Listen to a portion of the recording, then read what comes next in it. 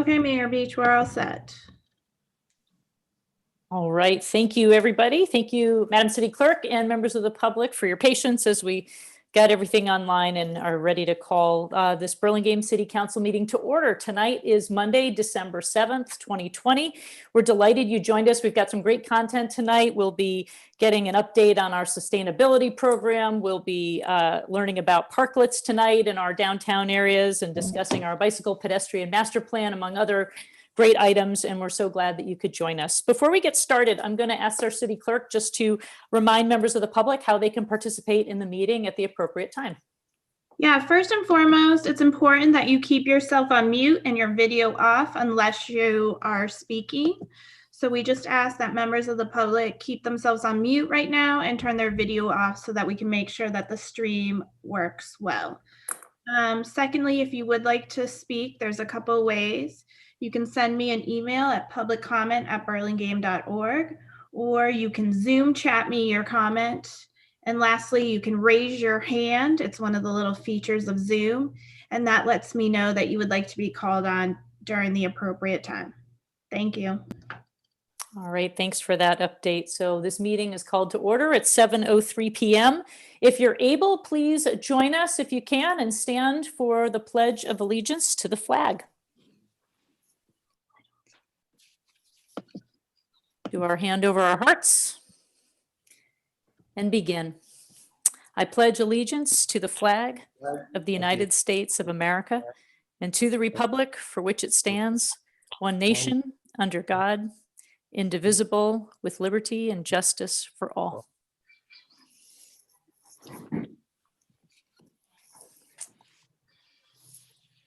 All right, we will next go to item number 3, which is our roll call.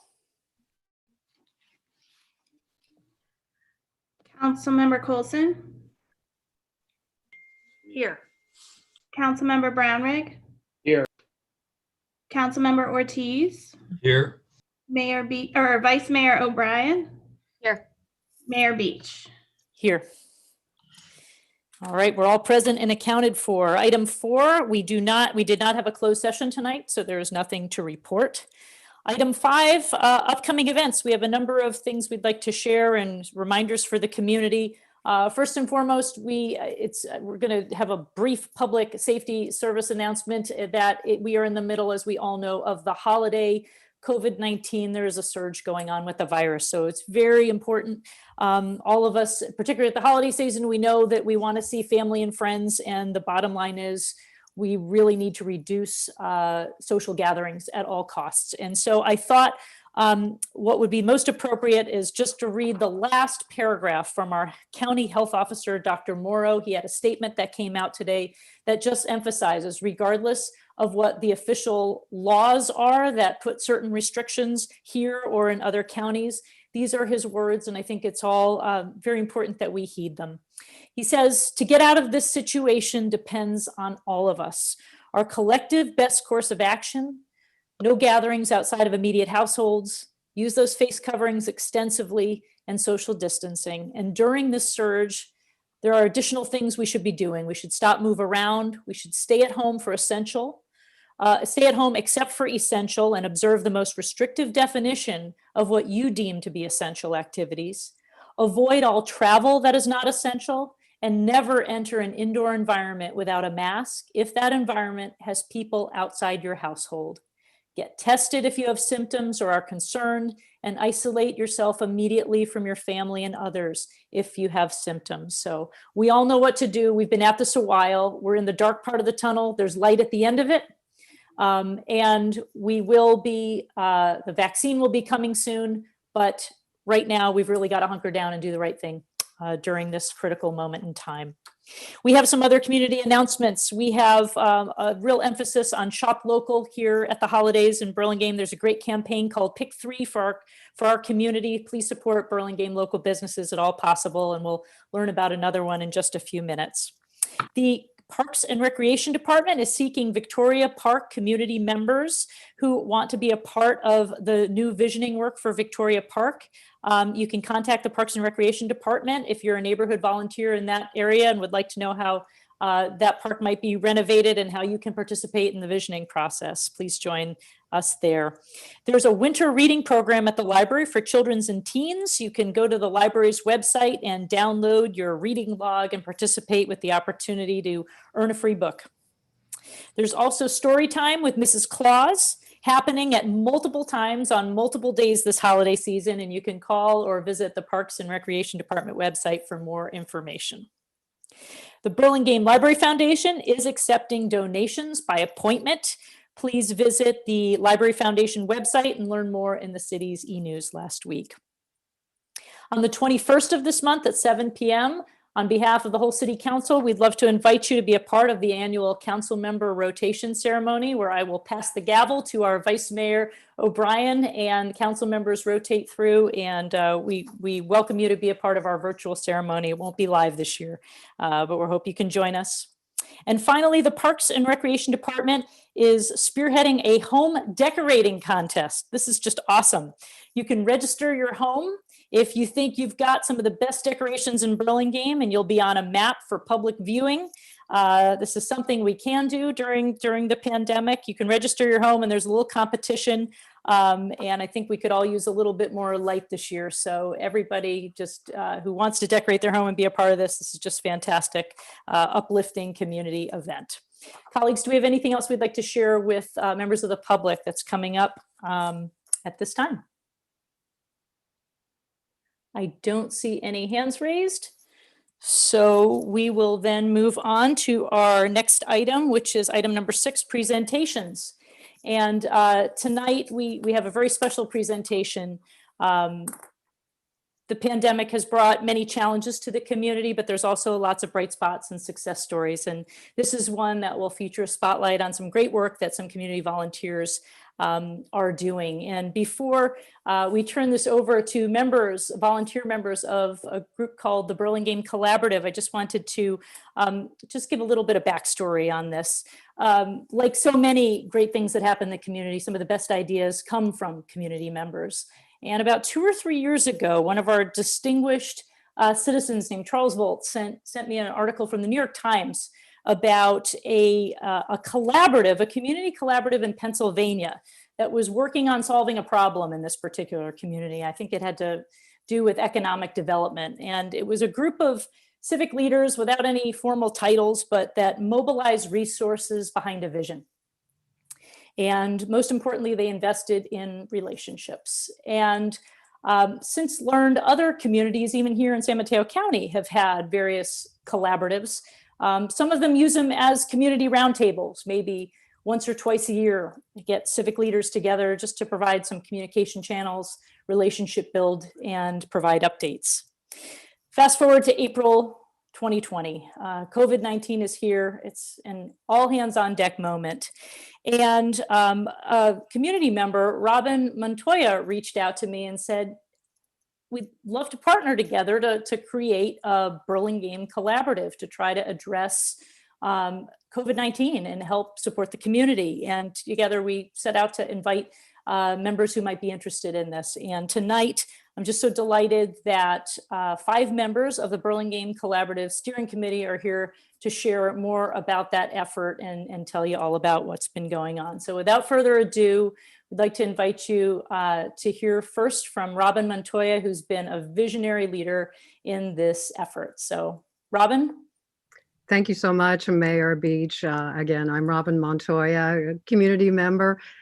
First of all, I'd like to say to the council members, we're so appreciative to have this time to share about the Burlingame Collaborative and what we've been doing over these past months. Could I have the next slide, please? As Mayor Beach said, I had been thinking about the impact of COVID on our community and wanted to think of a way that I could contribute to the community and how the community could perhaps enhance its response. I knew there were already good things going on, so I did contact Mayor Beach and we talked about starting our collaborative, community-driven volunteer effort to look at Burlingame's COVID response. And the vision has 3 main elements.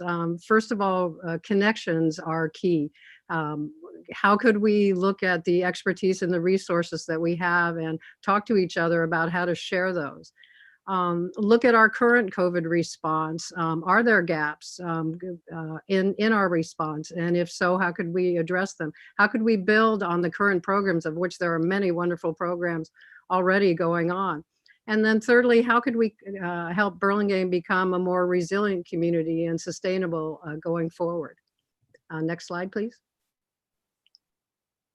So to get this thing going, we sent out a pre-survey to a plethora of community leaders and organizations, and the response was extremely enthusiastic. So many folks volunteered their time. You can see here kind of the gamut and the array of the different community organizations. We ended up with 60 members representing 45 different local organizations. And to give you some idea, in the healthcare arena, we have representatives from Mills Hospital and also from the Peninsula Healthcare District. Faith organizations, we have 12 different faith organizations represented. It's amazing. Nonprofit organizations, to give you an example, we have the Burlingame Rotary, we have reps from Burlingame Lions and also from the Neighborhood Network. There are, of course, so many other organizations that I could name, but I just wanted to give you some idea of the response. Excuse me, next slide, please. So over the summer, we had 3 full group meetings. These folks gave a full hour each month to this effort. We started out in the first meeting trying to look at what is the purpose of the collaborative, what are our shared COVID experiences, and then move toward the second meeting identifying the community needs. Where did we want to focus?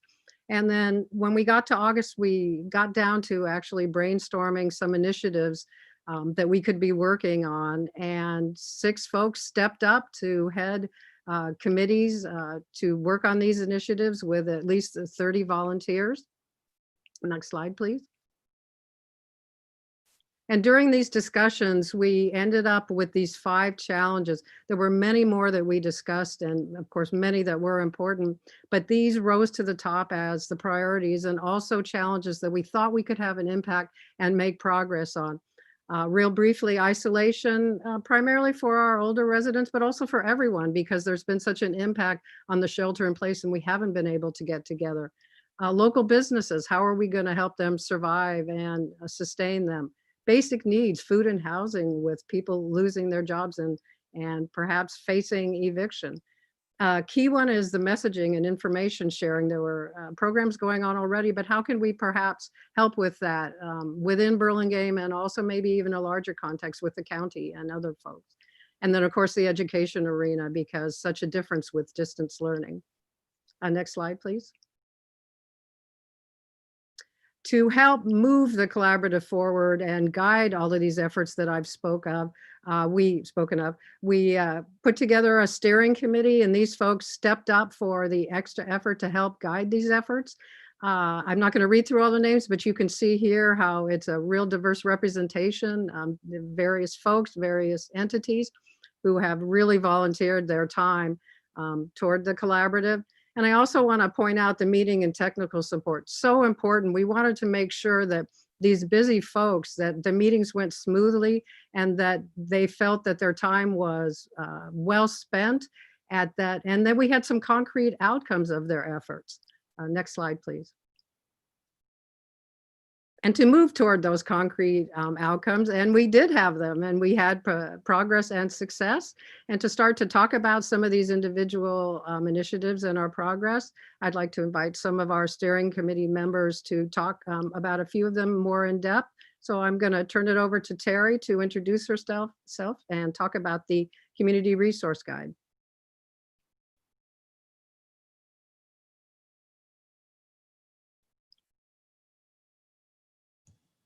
Terry, you're on mute.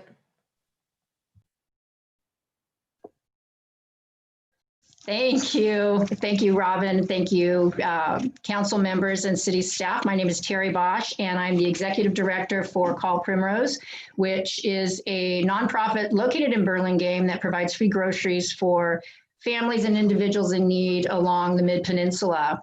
And I feel very fortunate to be able to work with this incredible group of leaders within the community to just try to help people along. I'm going to go over 2 of the initiatives that are current outcomes of the collaborative. And the first one, if we can have the next slide, I think we've got the resource guide there.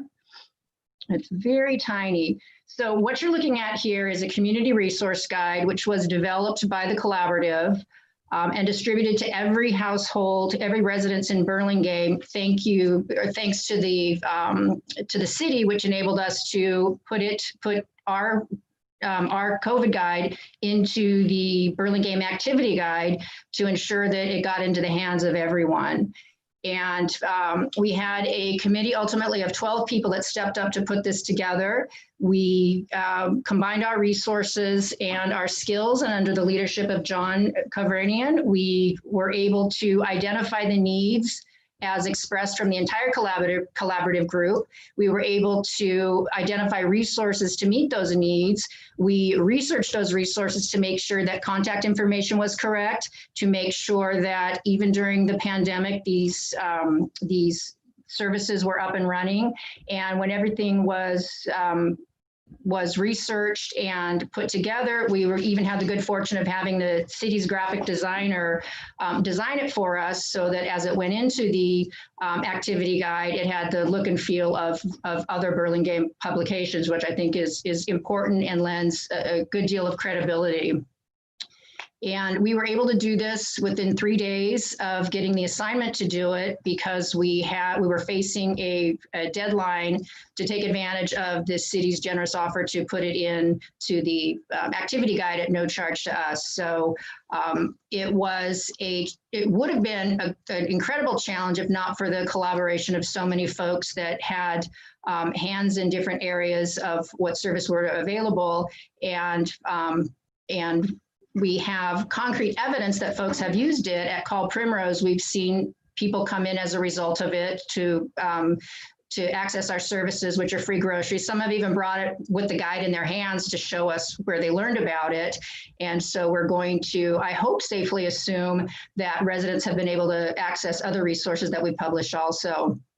Just a couple statistics. You might find it interesting. In the month of February, new households that originated in Burlingame as a percentage of all new households coming to Call Primrose was 14%.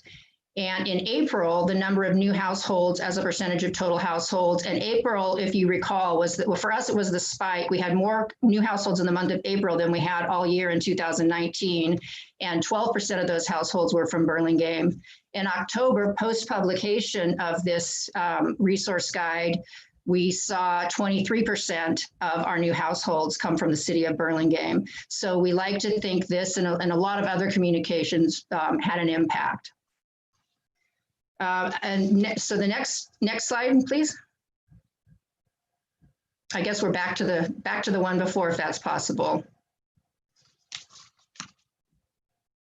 There we go. Thank you. So another initiative, Call Primrose was able to link up with a number of local faith leaders to come up with a process to remove some of the obstacles for those in our community that are most vulnerable and fearful for a variety of reasons of coming forward and accessing our services in person. So I believe that need was identified in the first group meeting.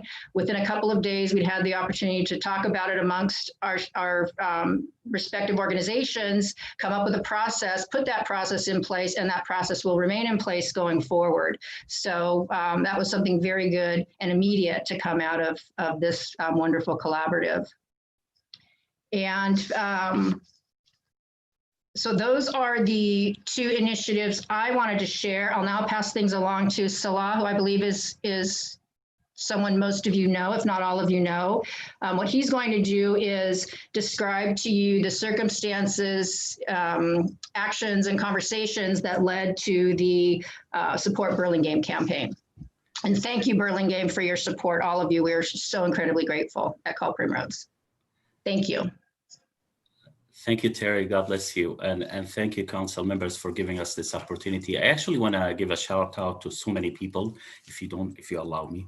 First of all, to the outstanding 5 city council members who are consistently and continuously giving up a lot of their personal time for what amounts to really a volunteer job, and guiding us through years and years. Every time I work with one of you, and over the last 5 years, I've worked almost with all of you on a personal level. I just can't make up who's my favorite. So shout out to all of you for doing an amazing job. The other one is I wanted to really thank our Jenny Keller from the downtown Burlingame Business Improvement District, Georgette Naylor from Burlingame San Francisco Chamber of Commerce, who together with John Kevranian have done an amazing job and pulled together the next program that we're about to highlight, which is the supportburlingame.com. I just wanted to highlight of where we came from and what got us to pull this together. I know that Robin has talked about where we started. Where we started is really a point of a little bit of anxiety and fear. And I don't think that anxiety has subsided, actually probably has increased. As a community organization, as a person who's represented the Yassine Foundation and actively works with it on Gilbreth in Burlingame, the Yassine Burlingame Center. As the Executive Director of Support Life Foundation, between these two community organizations, we occasionally get requests for help at the rate of once a week, once every 2 weeks. At the beginning of this COVID-19, we went down to 2 applications a week. I've just ran up through my call logs yesterday, and now we're at 2.8 calls per day, including Saturday and Sunday. And most of these calls are calls for help with rent. It amounts out to rent. And the funny thing, it's not only people who are calling for rent to pay their home, it's people who are calling for rent to pay their main street retail store. So that I always say that we're the people that the rubber meets the road. We're the people on the ground, and I'm just telling you, it's not pretty. You already know that, but you probably didn't know that it's gotten this bad. The initiative is, what can we do to help our people? There are 2 ways. I am very grateful to the Burlingame City for dedicating $100,000 to the fund to fund the Samaritan House. So we thought that eventually in January, February, with Support Life Foundation and lending a lot of other technology we have and the marketing we have, which we are right now lending to the County of San Mateo with their COVID-19 messaging, we could start possibly to replenish that fund for the city of Burlingame and help, so we can assist a lot of people with their rental needs and who need to pay rent. And I'm so terrified and worried about what's going to happen in January, February, March of next year. Are we going to have a wave of evictions? It's already starting to surface. The other thing is, what can we do to Main Street people who are really struggling to pull it together? And thinking, should we just give it up, and should we not? We all know this is not a hidden story. So there comes the next program, and I be remiss if I go into details. I'd really wanted to John, who went into incredible detail and surveys. Our 2 guiding principles is, first, to help, and second, while we're helping, we don't hurt. As somebody who knows public policy, you could start something with the best intentions and end up hurting somebody else. Or number 3, that we wanted to be relevant. Whatever suggestion we want to come up with, we wanted to make sure that people are actually going to use it. It's going to benefit the people in the street, as well as these retailers, wholesalers, service individuals who populate our downtowns. With that, I'd like to introduce my friend. I think, if you allow me, I'd like to suggest something for you and for a future thing. Nuts for Candy. Nuts for Candy should be declared a historical site for the city of Burlingame. You guys got to do something for this guy. Besides his incredible activism, John Kevranian, being the president of the Broadway Business Improvement District, was a president went out, came back, was a president again. I worked with him on multiple campaigns. He lent his hand. He's always generous with his time, effort, and money. May God bless you, John. You want to take it from here? Thank you, Salah, for your kind words. Good evening, Madam Mayor, Vice Mayor, and City Council members. My name is John Kevranian. I'm the owner of Nuts for Candy and also the president of the Broadway Business Improvement District. SupportBurlingame.com is designed to help our local businesses in selling gift cards or gift certificates. And also, it's a shop local campaign. It's a free service to join, and businesses can opt in to be part of the SupportBurlingame.com. Any and all businesses can join for free. During the last 9 months, businesses have gone through unprecedented difficult times. The public can connect to SupportBurlingame.com and browse for the businesses or business they want to purchase gift cards or gift certificates.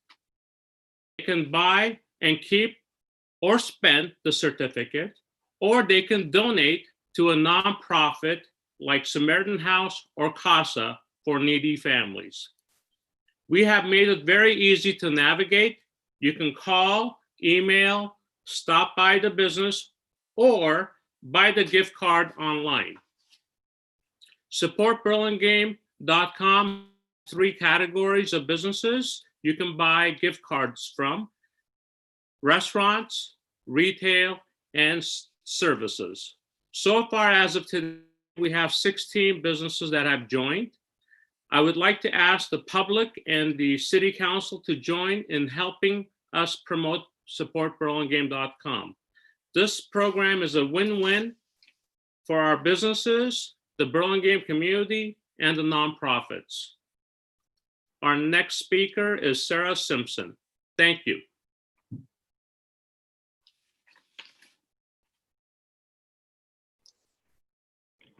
Hi there. My name is Sarah Simpson, and I am serving as president this year of the Burlingame Council of PTAs with the school district. And then I'm also on the board of the Burlingame Library Foundation. I actually need the next slide. And so what I'm going to talk to you about tonight is beyond the 5 initiatives that we came up with, there were some other things that happened because of the collaborative, through the connections that were made in the collaborative. And so some of those are that we were able to kind of identify the fact that there was going to be some confusion, or there definitely was some confusion initially during the shutdown about where to get information about COVID and about what was going on with the different municipalities. And so as a group, we decided that the best thing to aim to communicate was the San Mateo Health Department for simple and accurate information. And so we pushed out as much as we could for people to sign up for the SMC alerts by email or text, and also to direct people to the burlingame.org homepage, where that would be updated and show a stream of all the previous information that had been out there. And then the other thing was to put the Burlingame e-news onto Nextdoor, which at that time when we started meeting was kind of a hodgepodge of information from lots of different sources outside of our county, you know, or national, and it was just too much. So between the time that between March and now, there have been 300 new subscriptions to the Burlingame e-news.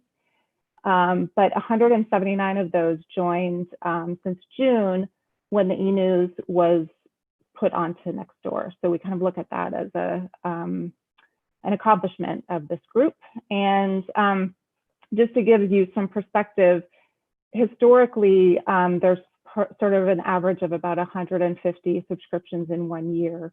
And at 179 over the last 6 months, it's been a great source of information for people who maybe didn't even know it existed before. So beyond pushing out information, we also found that the collaborative was a great way for people in the community who know a lot of people, but maybe didn't know each other and didn't know that different organizations existed, or knew they existed but didn't have any contact there.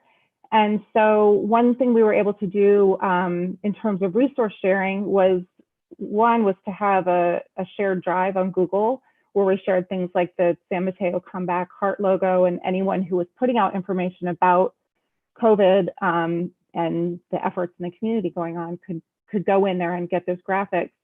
But the other thing that has been really successful is to have a shared roster where everyone who was involved in the collaborative had all their contact information. And through that, last week's United Against Hate, and some examples of that are that last week's United Against Hate committee was able to add some new members and also push out information into the community to people who might not otherwise have had it. And then more recently, the Burlingame Library Foundation had wanted to give books to the school district to give out to kids who maybe needed a better home library during the pandemic. And so they had wanted to do this initiative, but at the same time, the Library Foundation does fundraise through the book donations. And so through the collaborative, we were able to connect with the Burlingame Rotary Club, and they are funding this donation of books to the school district. So they're buying 2,000 books from the what would normally be a book sale from the Library Foundation. And then we're gonna pass those books on to the school district, and the teachers and resource teachers are gonna give those out to kids who need them. So I do have my new friend, Brian Nider from the Rotary. He's here, and I wanted to invite him to say a little word about that effort. And we're just really pleased that he got involved and they got involved. So Brian, are you there? I am. Can you hear me? Yep. I was just trying to go off video, so I guess I'll have my huge head here in the screen. There we go. So thank you again. I don't have a lot to add, but listen, this is an opportunity that presented itself. Many of you know we have other Rotarians here on the call, and we were happy to support both the foundation, the collaborative, Mayor Beach's initiative, and then to be able to support 400 students with 2,000 books. You can't go wrong. You know, it was something that we added on to our involvement this year as we kind of close out the calendar year, trying to do something special for our community. And this is one that was unanimously approved by all of the Rotarian executive team, and all the Rotarians are fully behind this. So Sarah, thank you to you and the collaborative for bringing this to our attention. We were happy to be part of it. Good. I'm glad. It's really honestly been the highlight of my month so far, is to make that all come together. So thanks. I appreciate it. Absolutely. Okay, next slide, please. So now that we have a bunch of things rolling, we can kind of regroup and figure out where we can go from here. And I think what we're hoping to do is, one of the things we're hoping to do in terms of meeting our goal to address isolation is to pair Burlingame seniors with Burlingame volunteers to maybe do pen pals or phone pals. So that is part of our initiative that is in the works right now. And then Mayor Beach, I think she just recently had another potential connection was made. Are you able to talk about that tonight? You know, just in summary, one of the faith organizations that just joined the collaborative in August reached out on Friday, and they've got a budget through some philanthropic money that they have that want to purchase restaurant meals from some of Burlingame restaurants and get them in the hands of folks who could use a meal. And so it's not fully formulated yet. I don't want to say too many details, but there's some great programs that already exist at the county, Great Plates and other things. So, you know, there'll be connections that could be made, but it's just wonderful to see an organization that many of us hadn't heard from before step up and want to help support Burlingame businesses and residents in need. So more coming. So, and I think Salah already talked about some of the other fundraising, but that he mentioned earlier on this bullet. Thank you. Okay, thanks. And then we have our next meeting is coming up December 16th to hammer out more of the details about the upcoming initiative. Thanks, everyone. I really appreciate the time. This has really been a fun project to work on, and like very, you know, makes you feel good. And when a lot of things these days make you feel bad. So thanks. Robin, you bringing it home? We got Sure. very minimal time, but just, yeah, wrap it up and we'll. Sure, Awesome. I'm happy to. Could I have the final slide? Which is just in closing, we wanted to say thank you to the Burlingame City Council and also to the staff members for helping to facilitate this. It was really wonderful to be able to share and to celebrate this community and volunteer efforts. So thank you so much. Well, Robin, on behalf of the entire community, thank you for your leadership, and to the steering committee for all the volunteer time and all the different volunteers who step forward to just want to help and support one another. It's exciting to see, like you said, a bright spot. So with that, colleagues, does anybody have questions? I have a comment, and I'll do it fast. Emily, thank you for your leadership. I'm serious. I mean, there are times where this could not have gone forward, but another email here, a second text from here. It looks like you always do multiple missiles. First, you send the email, and then nobody responds, and you start texting, and it's nudging here. And God bless you for this. Thanks a lot. I think of all the things you guys do, and I'm just surprised. Thank you, Salah. We're gonna give council members an opportunity to ask some questions of the panel, and I'll call on them. So, Councilmember Brownray, go ahead. Thanks, Madam Mayor. No, I don't really have a question so much as a comment, and that is to thank the collaborative or the committee, I'm not sure the right noun, for a great presentation and obviously a lot of really good work throughout the community. I absolutely believe in this model in lots of different ways. And this is just another example of how when you bring people in on us with a specific theme and you brainstorm and give people responsibility, great stuff can happen. So I just want to thank everyone for the work product and the collaboration. I will express some regret, which is I really had almost no idea what was going on. I guess that's a function of the Brown Act and not being invited. So I apologize for not being there. I guess I wasn't allowed to be, but it was obviously really good work, and I commend everybody for the output, and thank you. Thanks, Councilmember Brownrigg. Yeah, I appreciate Vice Mayor O'Brien's involvement in the meetings. And I think there may be opportunities. I was even talking with the city manager how we can maybe expand on that because this really is didn't know where this was going, kind of a leap of faith, but now that it's sort of shown itself to be a volunteer organization, there could be opportunities for a lot more of us to participate in other ways, as long as we're careful not to violate any kind of Brown Act or legislate stuff, but more on that later. Other colleagues with questions? Madam Mayor, if I could, I'd like to just make a comment. I'm just very grateful to all of you for what you put together here. And I hope going forward, we can use this as a model for well after the COVID and after the crisis that we're going through, as the model to move forward and do things together. I think it's just wonderful to see all the groups that got together. And as my friend Michael said, me too. I'm sorry I was not more involved. I think it would have been a lot of fun. And I see some of the people that have been involved, that some people I really enjoy working with. So look forward to doing more work in the future. Thank you, guys. Thank you, Councilmember Ortiz. Other colleagues, questions or comments? Well, thank you all so much for taking time to put that presentation together and presenting tonight. And I hope we can, this really is meant to be an inclusive process, and it's growing all the time, and more and more people are being involved, and that's how it gets stronger. So congratulations, and Robin, thank you so much for your leadership. All right, well, with that, we will close this portion of the presentation, and we will move on to the next section of our agenda. And we are moving now to item 7, which is public comments for non-agenda items. And due to our Brown Act open meeting law, if members of the public have any item they wish to bring forth, this would be a great time to do it. You can raise your hand in the participant window and use the raise hand feature, or if you're calling in, you can dial *9 on the telephone, and you will have 2 minutes to speak. We can't respond due to open meeting law. We can't deliberate, but we can take your ideas into consideration for future agenda items. Madam City Clerk, do we have any members of the public who have written in or wish to speak? I believe we have someone from Sphere. Great, thank you so much. Maybe.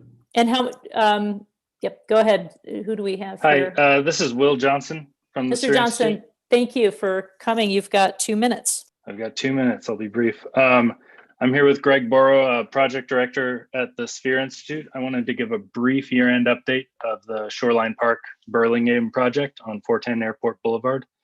The project's to turn 9.4 acres of vacant land into a nature and recreation park. This time last year, we had just signed a short-term lease with the state, who's the landowner. And it's been a challenging year, but we've made a lot of progress. I think we're in really good shape. We're fortunate enough to secure a $500,000 grant from the EPA this summer. And on top of that, we recently were approved for a $500,000 grant from the State Wildlife Conservation Board to fund our design and planning process. We've also cleaned up the site quite a bit. The trash and weeds along the Bay Trail and the site edges have been cleared. The neighboring developer has finished its work along the pedestrian bridge on the east end of the site where the Bay Trail goes onto their parcel. We've begun repairing the fence on the perimeter, and we brought goats in over the summer to clear out brush on site as a fire risk. We've reached out to over 24 community groups, environmental groups, recreation groups throughout the region, obtained a lot of support, got a lot of great feedback. We engaged with all the regulatory agencies involved in the project to confirm the process and requirements that we'll need to go through as we design and permit the process. We completed our site investigations, ecological surveys, geotechnical, hydrology, bathymetry, so on and so forth, parking. So we are all ready and all funded for our design team to begin drawings this January 15th. With the goal of submitting our CEQA application, city planning application, and our long-term lease application to the state by this May. Thank you very much. Thank you very much, Mr. Johnson, for that update. Sorry, we can't deliberate or speak further, but we appreciate you coming tonight. Madam City Clerk, do we have other members of the public who wish to speak on non-agenda items? That's it. Okay. All right. Then with that, we'll move on to our next item, which is item number 8. We have a consent calendar with 1, 2, 3, 4 items. We'll ask members of the council if anyone would like to pull an item for further discussion. And then I'll also invite members of the public to see if they'd like to pull an item for further discussion. Otherwise, this particular item can be considered all in one motion. So colleagues, anybody wishes to pull a consent calendar item? Don't see any hands raised from the city council. We'll ask the city clerk and we'll invite members of the public. If there's an item you wish to pull, please raise your hand on the raise hand feature, or you can dial *9 on your phone and we'll know that your hand is raised then. We have no one that wishes to pull an item. Okay, with that, I will close the public comment section and see if any colleagues wish to make a motion on the consent calendar. Madam Mayor, move to approve the consent calendar, items 8A, B, C, and D. And I'll second. Thank you, Councilmember Ortiz for the motion and Vice Mayor O'Brien for the second. We'll take a roll call vote. Councilmember Coulson, Yes. Councilmember Brownrigg, Yes. Councilmember Ortiz, Yes. Vice Mayor O'Brien, Yes. Mayor Beach. Yes. Motion passes unanimously. Moving on to item 9, we have a resolution related to the San Mateo County Tourism Business Improvement District assessments, and we'll turn this over to our staff. This is for Carol. Carol, are you here? There she is. All right, I am here. This is an annual item. The San Mateo County Business Improvement District, the TBID, has served area hotels in providing marketing and promotional efforts for all the area's hotels, mainly in San Mateo County, through the efforts of the San Mateo County Convention and Visitors Bureau. The city of Burlingame has held the annual reauthorization hearing for the TBID, and the city has overseen the collection and distribution of the various cities' tourism assessment payments. It's obviously been a challenging year for the hotels and the Convention Bureau due to the low hotel occupancy rates experienced since the COVID-19 public health crisis began last year or months ago. The DBID board reduced staffing levels by 50% and cut costs to minimal so that they could approve the hotel assessments for 2020 be cut in half as well. Although the recovery for area hotels is really difficult to project, the DBID board approved a schedule of assessments for 2021 that is even less than those assessed in 2020. And at the November 2nd meeting, the council approved the district's annual report along with the resolution of intent to hold tonight's public hearing and levy the annual assessments for 2021. The notices were sent out, and perhaps the city clerk can report on any protests received. But tonight, the council is asked to conduct a public hearing, determine whether a majority protest has been made, and if a majority protest has not been made, adopt the resolution approving the annual assessments. Thank you for that. We appreciate our finance director with the update. Do we have any questions before we open up the public hearing for staff?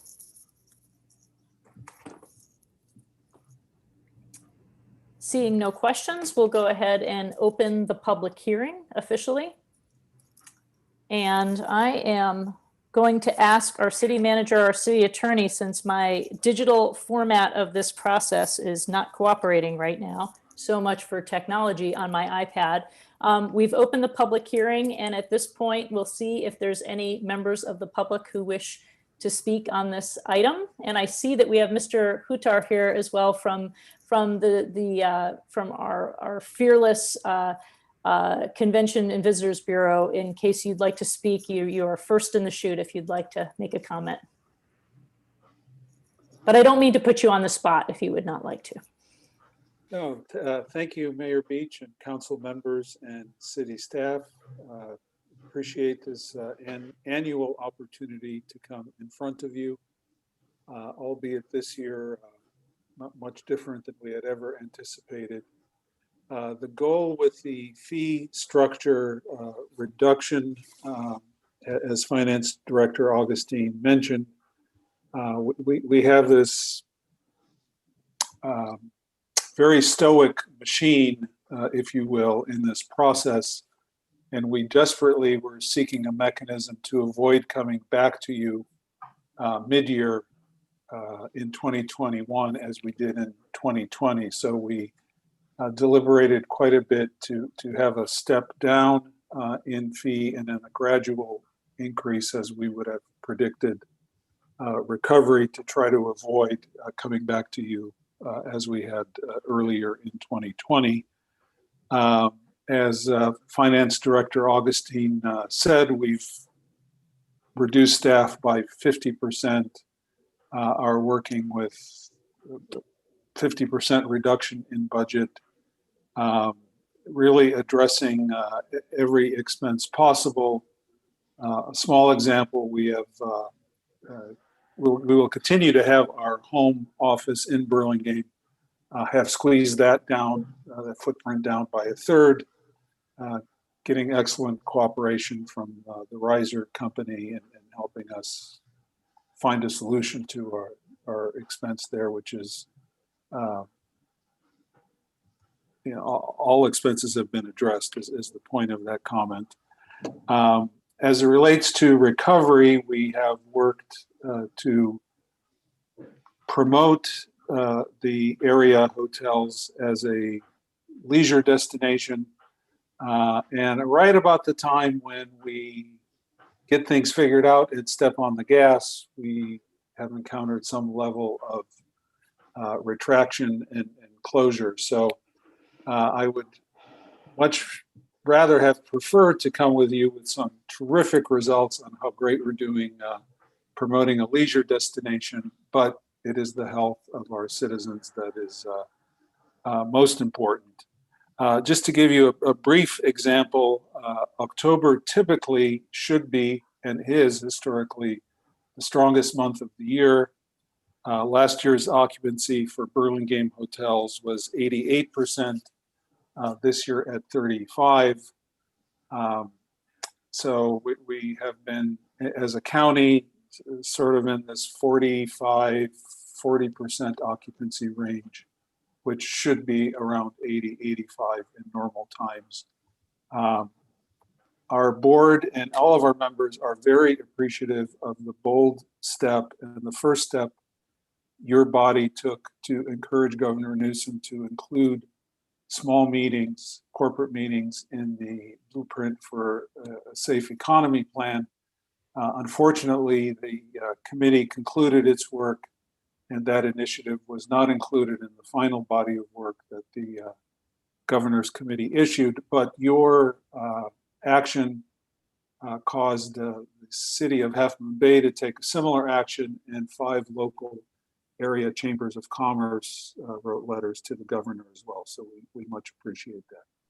You're welcome. Thank you, Mr. Hutar, for your comments. And we're sorry these have been such incredibly challenging times for your industry and for your organization, but we appreciate your leadership during these very difficult times, and we're happy to at least offer that support. Do we have any other members of the public who wish to speak on this item, Madam City Clerk? We do, and I also want to make note now that we do have one protest that Finance Director Augustine asked me to report, and the protest is actually what this individual wants read. Okay, thank you. Pursuant to the provisions of Resolution number 139, 2020 of the Burlingame City Council, setting a December 7th, 2020 public meeting hearing on the issues, this is my formal written protest to the proposed continuing and/or new tourism assessments that would affect my clients' businesses in San Mateo County. I represent several individuals and entities engaged in the hotel/motel and other businesses covered by this proposed approval of tourism fees. I write you on their behalf. It seems the entire premise for attempting to institute new tourism assessments is based on what is stated in the cover letter from John M. Hutar, President/CEO of the San Mateo County Silicon Valley Convention and Visitors Bureau, wherein he proclaimed, "We are encouraged that our most recent health data has put our county on a path to allow the economy to reopen. While the future is filled with much uncertainty, the general outlook is that the first 6 months of 2021 will be similar to the bumpy path of the last 6 months of 2020, with the second half of 2021 showing gains with full recovery to pre-COVID levels happening in 2024 to 2025. Unfortunately, that ends up not to be anywhere close to reality. COVID-19 has just gone out of control with new infections, new deaths, and as a result, new/repeat very restrictive guidelines. This is what is missing in the prefatory whereas clauses to the City Council's resolution. As Governor Newsom said on November 16th, we are sounding the alarm. California is experiencing the fastest increase in cases we have seen yet, faster than what we experienced at the outset of the pandemic or even this summer. The spread of COVID-19, if left unchecked, could quickly overwhelm our healthcare system and lead to catastrophic outcomes. This is why we're pulling an emergency brake in the blueprint for a safer economy. Now's the time to do all we can, government at all levels, and Californians across the state, to flatten the curve again as we have done before. We are now moving backward, not forward. California is now officially in the midst of its steepest case increase yet, prompting tighter restrictions to mitigate the spread of the COVID-19 virus as cooling temperatures continue to push gatherings indoors. Newsom announced that a staggering 40 counties were moving backward on the state's COVID-19 risk assessing blueprint Monday, rolling back reopening plans statewide. Based on this new assessment of the spread of COVID-19, 41 counties, including San Mateo County, now sit in the purple tier and are under the state's tightest restrictions. Unlike before, now all it takes for a county to be reassigned is just 1 week of elevated numbers. Excuse me, Madam City Clerk, I'm just going to interrupt. I was not keeping track of time. Under protests like this, are they still restricted to time? Maybe that's a question for the city attorney. And No, that's correct. And They have you been keeping it? Because I failed to do so. I have not, because I've been reading it, but Okay, is there a lot more? there is. So I'll just finish this paragraph and then I will send it all to you guys. Okay, is that appropriate action, Mr. City Attorney? So this, Madam Mayor, is a little bit different because I don't know the typical way that they are received here, but generally we do need to know the amount of hotel rooms that are going to be affected by this protest as well. And I'm not sure if that information is in what the city clerk is reading, but that would be information we'd want to have. No, this isn't. This is more of a letter, so I'm counting this more as public comment. Understood. Thank you.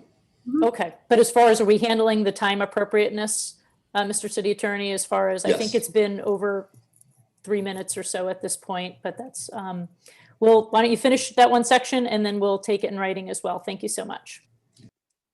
Now I forget where I was. Oh, for instance, San Francisco and Santa Clara are back to purple. I must presume that each of you working in public service know and keep up with these issues and changes.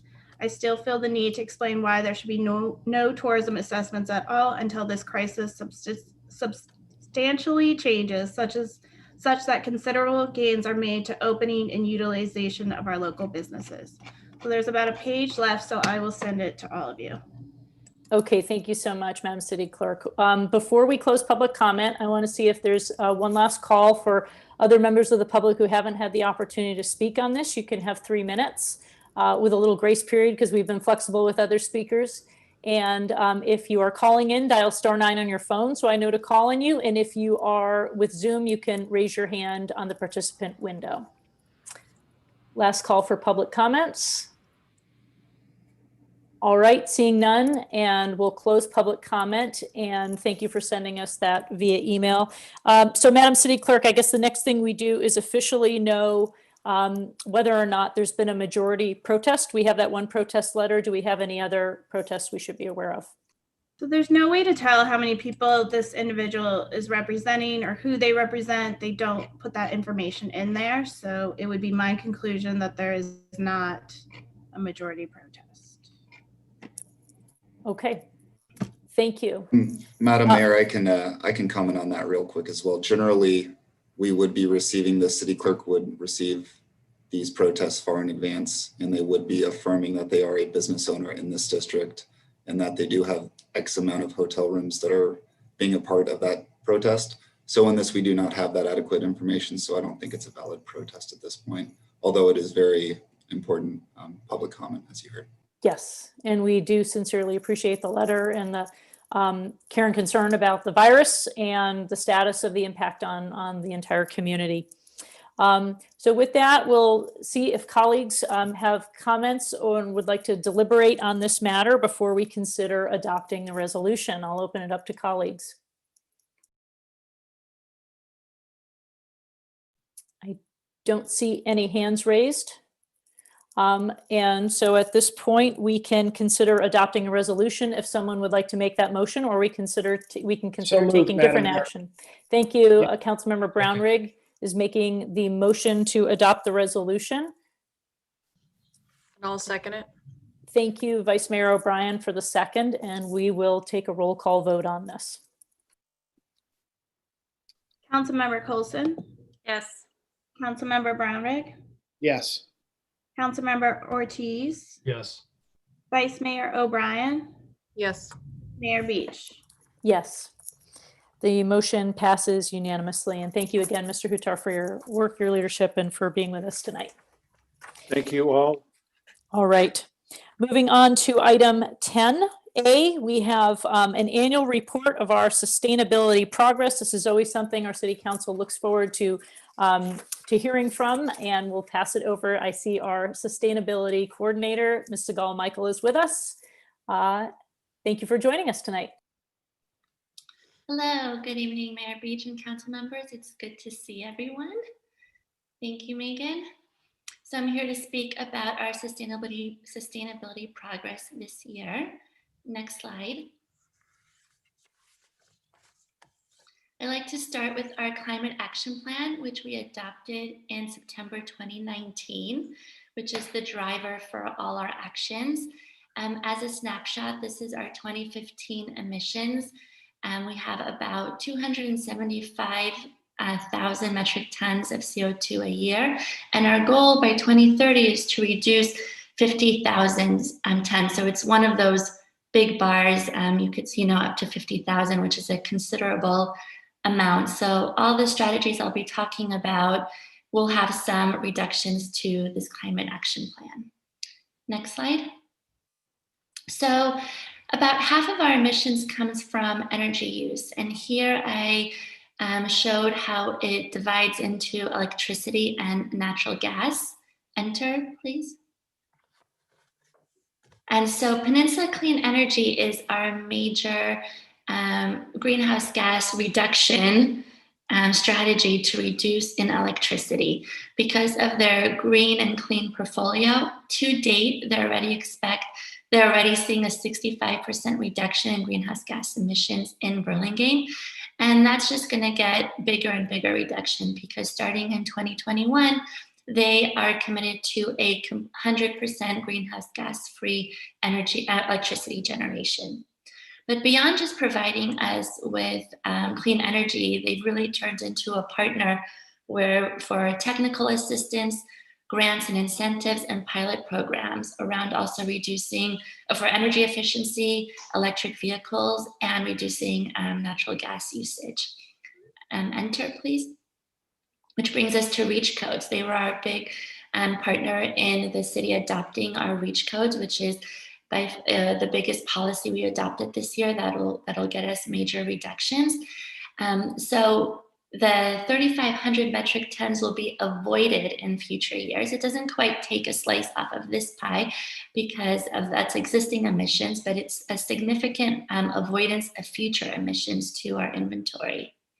And since we adopted the REACH codes, staff has, the building department has coordinated in-house trainings, developer checklists, and we recently announced an induction cooktop learner program. Next slide. We're really going to need to be focusing on education and outreach around the REACH codes. Building all electric is not the norm in the Bay Area, and as a number of each month a new city adopts a REACH code, we're really going to be educating all staff, inspectors, contractors, and residents on what an all-electric home looks like, from your EV charger to your water and space heating and clothes dryers and your cooktop. Enter, please. We have been touting the benefits of using electric cooktops, specifically induction, which is a high performance alternative to the electric coils that may come to most of our minds when we think of electric. Well, like many people, I have never used induction. So we started an induction loaner program where that induction cooktop that you see in the video, you can actually be loaned out for 2 weeks for people to take home, along with a compatible pan, so that they could try cooking at it at home. And if they're rethinking of switching from natural gas or deciding what kind of stove to put into a future renovations, at least they'll come in with an experience and some background on induction cooking. We announced the program last week, and I'm excited to say we already have a wait list, and we lent out the first cooktop kit today. Next slide. Moving on, electric vehicles is a big strategy for our climate action plan in Burlingame.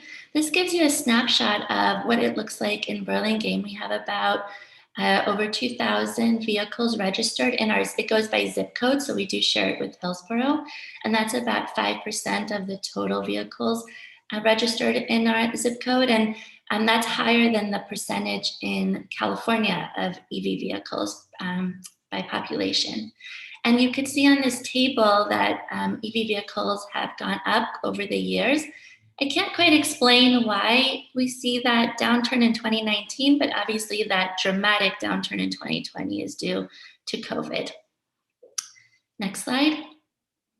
Either way, I think we can all anticipate that we'll continue to see EV growing in the following years, and we want to make sure that we're able to offer the infrastructure that goes with EVs, and particularly public charging. Right now we have 12 ports. Those are actual parking spots that cars can pull up to and charge publicly in Burlingame. In 2021, that's going to jump, quadruple almost, to 42 with the chargers we're putting in the new parking structure in downtown Burlingame and the rec center. Our climate action plan actually calls for only 25, it was very conservative, charging stations by 2030. I'm in the midst of developing a draft. I have a draft EV action plan where the stated goal for 2030 is going to be 100 EV stations, and that includes both level 2 and fast chargers. I think we should be able to do that, and we have strategies to keep encouraging EV charging, such as tracking the private EV installations that are going to be happening due to our REACH code. Explore pilot projects such as curbside charging with Peninsula Clean Energy, and fostering other partnerships, maybe with local dealerships or other businesses. Install some signage, explore car sharing. And this past year, we also implemented an EV First resolution for our own in-house purchases. That means that the city is now committed to always considering an EV option when purchasing a new vehicle. So far, we have 3 plug-in hybrids, which are considered EVs as well, and are also looking to install an EV charger in the courtyard where a lot of our fleet vehicles are. Next slide, please. So we have an array of many other programs. Some of these are ongoing, some of these are new, but the slide's meant to show you that we're trying to hit every area of sustainability. I'll focus on just a few here. Under waste, this year we also adopted a disposable food serviceware ordinance, which I think is very exciting. We followed the county's lead that restaurants will be required to only offer compostable, fiber-based disposable food serviceware for when they do have carry out or any disposable food serviceware. This will greatly reduce the amount of plastic in our waste stream and our ocean, our water streams. But it was meant to already be in effect, but due to the constraint and pressure that restaurants are under right now, that is being postponed to March 2022. It's quite a while away, but it doesn't mean we're not doing work on it right now. The county has hired a consultant to do outreach and marketing, and we're already looking into how to support and start to educate our restaurants on it. And the good news is maybe by March 22nd, 2022, there'll be more options for fiber and compostable foodware that, and maybe at cheaper cost, that restaurants will be able to choose from. I also want to point out our Instagram. If you're not on it, we have a great sustainability Instagram, mostly coordinated by Jennifer Lee, our environmental compliance officer. There's always really great news on it about opportunities, events, grants, tips. I think it's a great resource for the community, and I encourage people to sign up for it. And also, what we're doing in-house, almost every department in Burlingame is doing, even if that wasn't the goal, there's a lot of saving of resources by actions taken by different departments in Burlingame. For example, our parks department is installing hydration stations in parks. Those are those stations that you could just take a reusable bottle and fill it up. People feel a little bit more comfortable using that rather than the traditional drinking fountains. It also really supports, promotes using tap or filtered water instead of bottled water, and using reusable bottles instead of bottled water. And due to COVID mostly, our city clerk and city halls had to make changes in printing out agendas and changing this, how documents are signed, but those has led to huge paper reductions that hopefully will continue practicing after COVID, the next phase of it. Next slide. So I'm ending again with going back to our greenhouse gas emissions. So we see where we're at. This shows our baseline of 2015, and the county prepares the emissions inventories for us every year. They tend to be about 2 years behind, mostly due to data collection, but hopefully our 2018 will be coming up soon. I would have loved to be able to show, that each bar, the trajectory goes downwards, and it's obvious that we're reducing emissions and making our goals, but it's more complicated than that. For example, if you notice between 2015 and 2016, our transportation numbers really jumped up. That mostly has to do with MTC, the Transportation Commission, changing how they calculate transportation emissions. So we deal with these challenges every year of improved or different techniques and data. But for the most part, we will see this decreasing over the years. And you'll especially see it under commercial and residential energy due to PCE. And transportation will be a tougher one, and it'll be a little bit slower to see those numbers changing, but it will as we continue to electrify. But I think it gives you a good idea of while we do a lot of work, there remains challenges. But every year when I do this annual report, it seems that I report on something that I didn't predict from the year before. For example, 2 years ago when we talked about reach code, it was no way that was going to happen so fast. And now we're saying, wow, reach codes was our most impressive strategy this year. So we'll see what awaits us next year. And that's into my presentation, but I'm happy to take questions and would love to hear your insight or perspective on things to focus on in the following year. Thank you, Ms. Michael, as always, for your leadership and the great annual report. And, hats off to our city manager and past councils who had the good sense to know that hiring a sustainability coordinator, a point person for our city to sort of really carry this torch throughout all different departments is just such a valuable asset. So thank you so much for doing that and for being a part of our team. Let's see, colleagues, who has a question for Ms. Michael in this annual report? And I see our Vice Mayor had her hand up first. Go ahead. Yes, thank you, Sigal. That was a great presentation.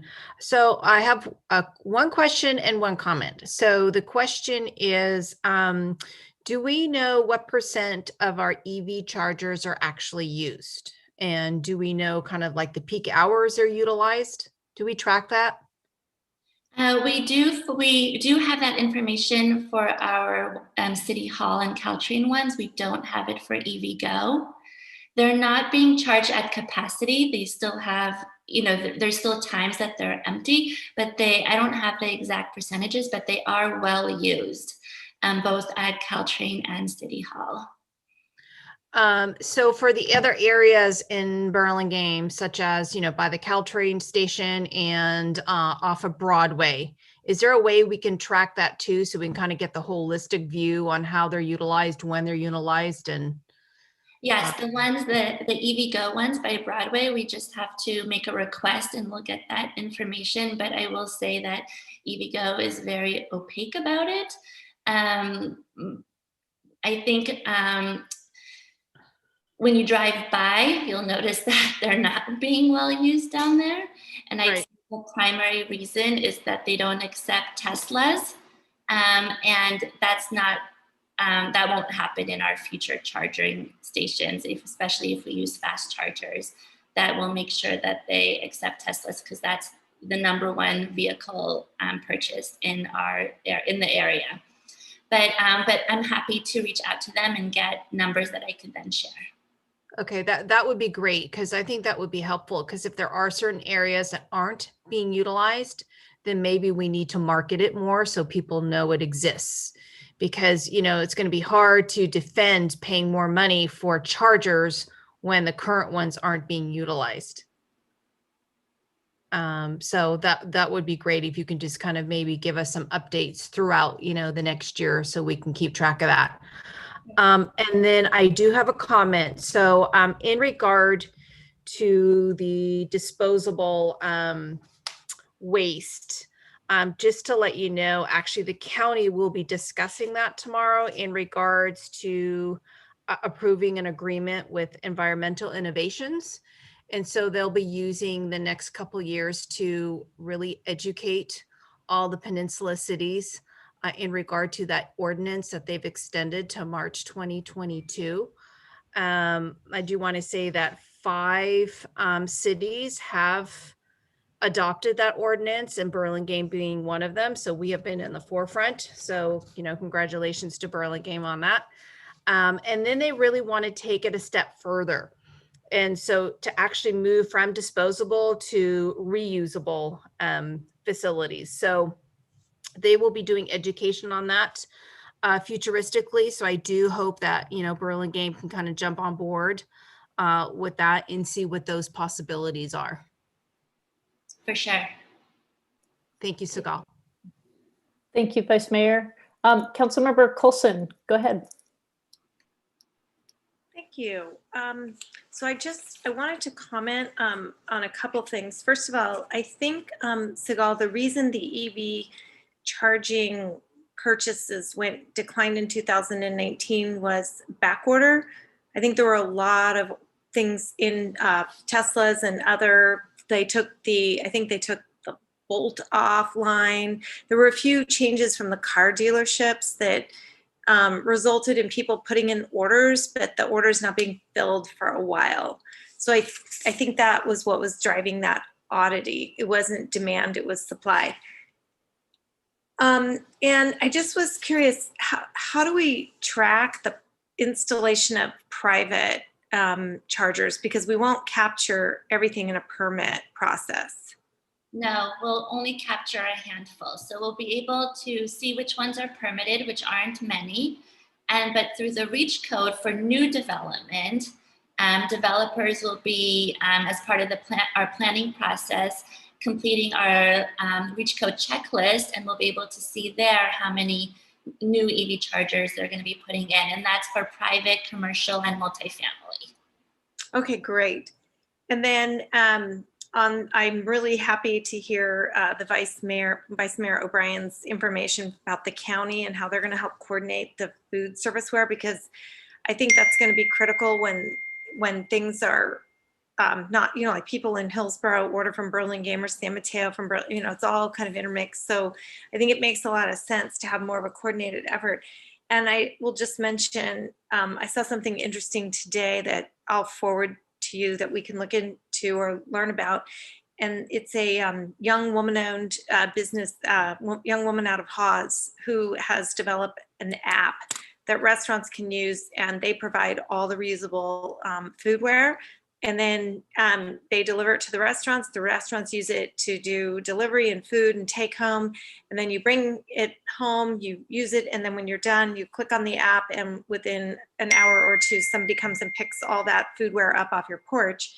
And then they sterilize, clean, and get it back out to the restaurants. It's kind of like Uber for foodware, which is kind of interesting. And I'm really hoping that some more of those kind of innovative app-based technologies can even move us away from the even the compostable, not single use, to just a permanent solution. Mm-hmm. So I love learning about it, and I'll get you more information. Sounds great. Thank you, Councilmember Coulson. Other colleagues with questions before we open up to public comment? Okay, seeing no other questions from colleagues. I just had one for Ms. Michael. The EV Go stations, can folks with Teslas get adapters so that they can use those? And it's just that they need to have a special adapter? They could, but it's not as simple. From talking to Tesla owners, that adapter is not always available. And okay. it's not that cheap. I think it's $500 or so. So Yeah. It's not that cheap, and it's not readily available. It's sometimes not even for sale on their site. So I'll speak directly to that. It's a great frustration. First of all, the adapter is super expensive, and it is a great frustration for us as a family, because you can't always tell which kind of charger you're coming up to. But I have heard that EVgo is thinking of making those adapters standard for future installations. So maybe we can look at retrofitting if they do take that policy change. But otherwise, it's basically, EVgo is basically off limits to Tesla. Yeah, I'm not sure what their motive is. When we've talked to other contractors, they have solutions where they put they put a lockbox or some sort of cable where they keep the Tesla adapter there. I would think EVgo would be incentivized to do that, because the more charging that happens, the more they get back in credits. So I'm not sure, why it's like that, but I agree. Hopefully we'll see that change. Thank you for that discussion. That's insightful. All right, with no other questions from colleagues, we'll open it up to public comment at this time. And I'll ask the city clerk, how would you like to begin? I see one member of the public has his hand up, or if there's folks that have written in as well. The public comment, the only one we have right now is the one with the hand up. So okay, so thank you, Mr. Feemster. You've got 2 minutes to. We'll do 3 minutes for public comment on this item, and take it away. Thank you. Ms. Mayor, members of the council, thank you for hearing me. I read a headline today on the front of the San Mateo Daily Journal that stated that Peninsula Clean Energy voted to not accept energy credits worth several $1 million in exchange for stating on their energy mix label that they get nuclear power from the Diablo Canyon nuclear power plant. It appears that members Colson and Pine voted in favor of getting the credits, and I thank them greatly for their sensible vote, but they were outnumbered by the opposition. This is very disheartening to hear about. PCE purports to claim to care about reducing energy emissions and helping the environment, then in the very next breath rejects the single most clean, reliable, and environmentally friendly source of energy ever discovered, nuclear energy. I repeat, there is simply no source of energy on the planet that has lower environmental footprint than nuclear. By rejecting one of mankind's greatest technical achievements, this makes clear that PCE is not dealing with facts, science, logic, or reason, and instead they are dealing with rigid ideology and virtue signaling. Greenwashing and green virtue signaling are probably the biggest threats to environmental progress, because they lead organizations like PCE to reject the one solution that would actually achieve what they claim to want, and instead adopt flawed non-solutions which achieve the opposite. Unreliable solar panels have a very short lifespan, produce very little energy relative to the land they occupy, and the heavy metals remain toxic forever. Unreliable wind turbines have a similarly short lifespan, are largely non-recyclable, require many tons of carbon-intensive steel and concrete to build, and function as horizontal blenders for birds, bats, and insects. Hydroelectric dams obliterate river ecosystems. Every energy source has its pros and cons, but it makes no sense to reject the one source that has the least number of cons. The council should send a letter to PCE chastising them for their harmful vote. Thank you. Thank you, Mr. Feemster, for your thoughtful comments on that. Do we have any other members of the public who wish to speak on the sustainability update from Ms. Michael? This is your opportunity to use the raise hand feature in the participant window, or dial *9 on your phone if you're calling in and let us know you'd like to speak. Seeing no hands raised, we'll ask the city clerk if there's anybody else who may have written in. there is not. Okay, we'll close public comment on this, and I see Councilmember Colson has her hand up. Go ahead. Thank you very much. So first of all, I just want to thank Sigal, Ms. Michaels, for the work she's done amalgamating all these different programs. Even I, who sit on the board at Peninsula Clean Energy, can't always keep track of everything. The staff has done a really good job of making sure, I've noticed, that all the programs and everything get into the newsletters, the e-newsletters, and out on Nextdoor. And we're working with the head of our CAC. We have two good CAC members here from Burlingame, Desiree Thayer, who's actually the chair of the Community Advisory Committee, which I really appreciate the great leadership role she takes. And recently Ray Larios joined as well. And I just want to thank them as well for the work they're doing to promote and get out all these programs, to purchase EVs, to re-electrify homes, rebates. Right now we have a small, I'll just give a little plug. We have a small business rebate of $250. So if you are a small business in Burlingame affected by COVID, you can apply. We extended the deadline I believe it's to the end of this week or next. And just get your application in is all I can say. Don't worry about the deadline. We have money to do it. And those kind of little programs, I think, are making a great difference.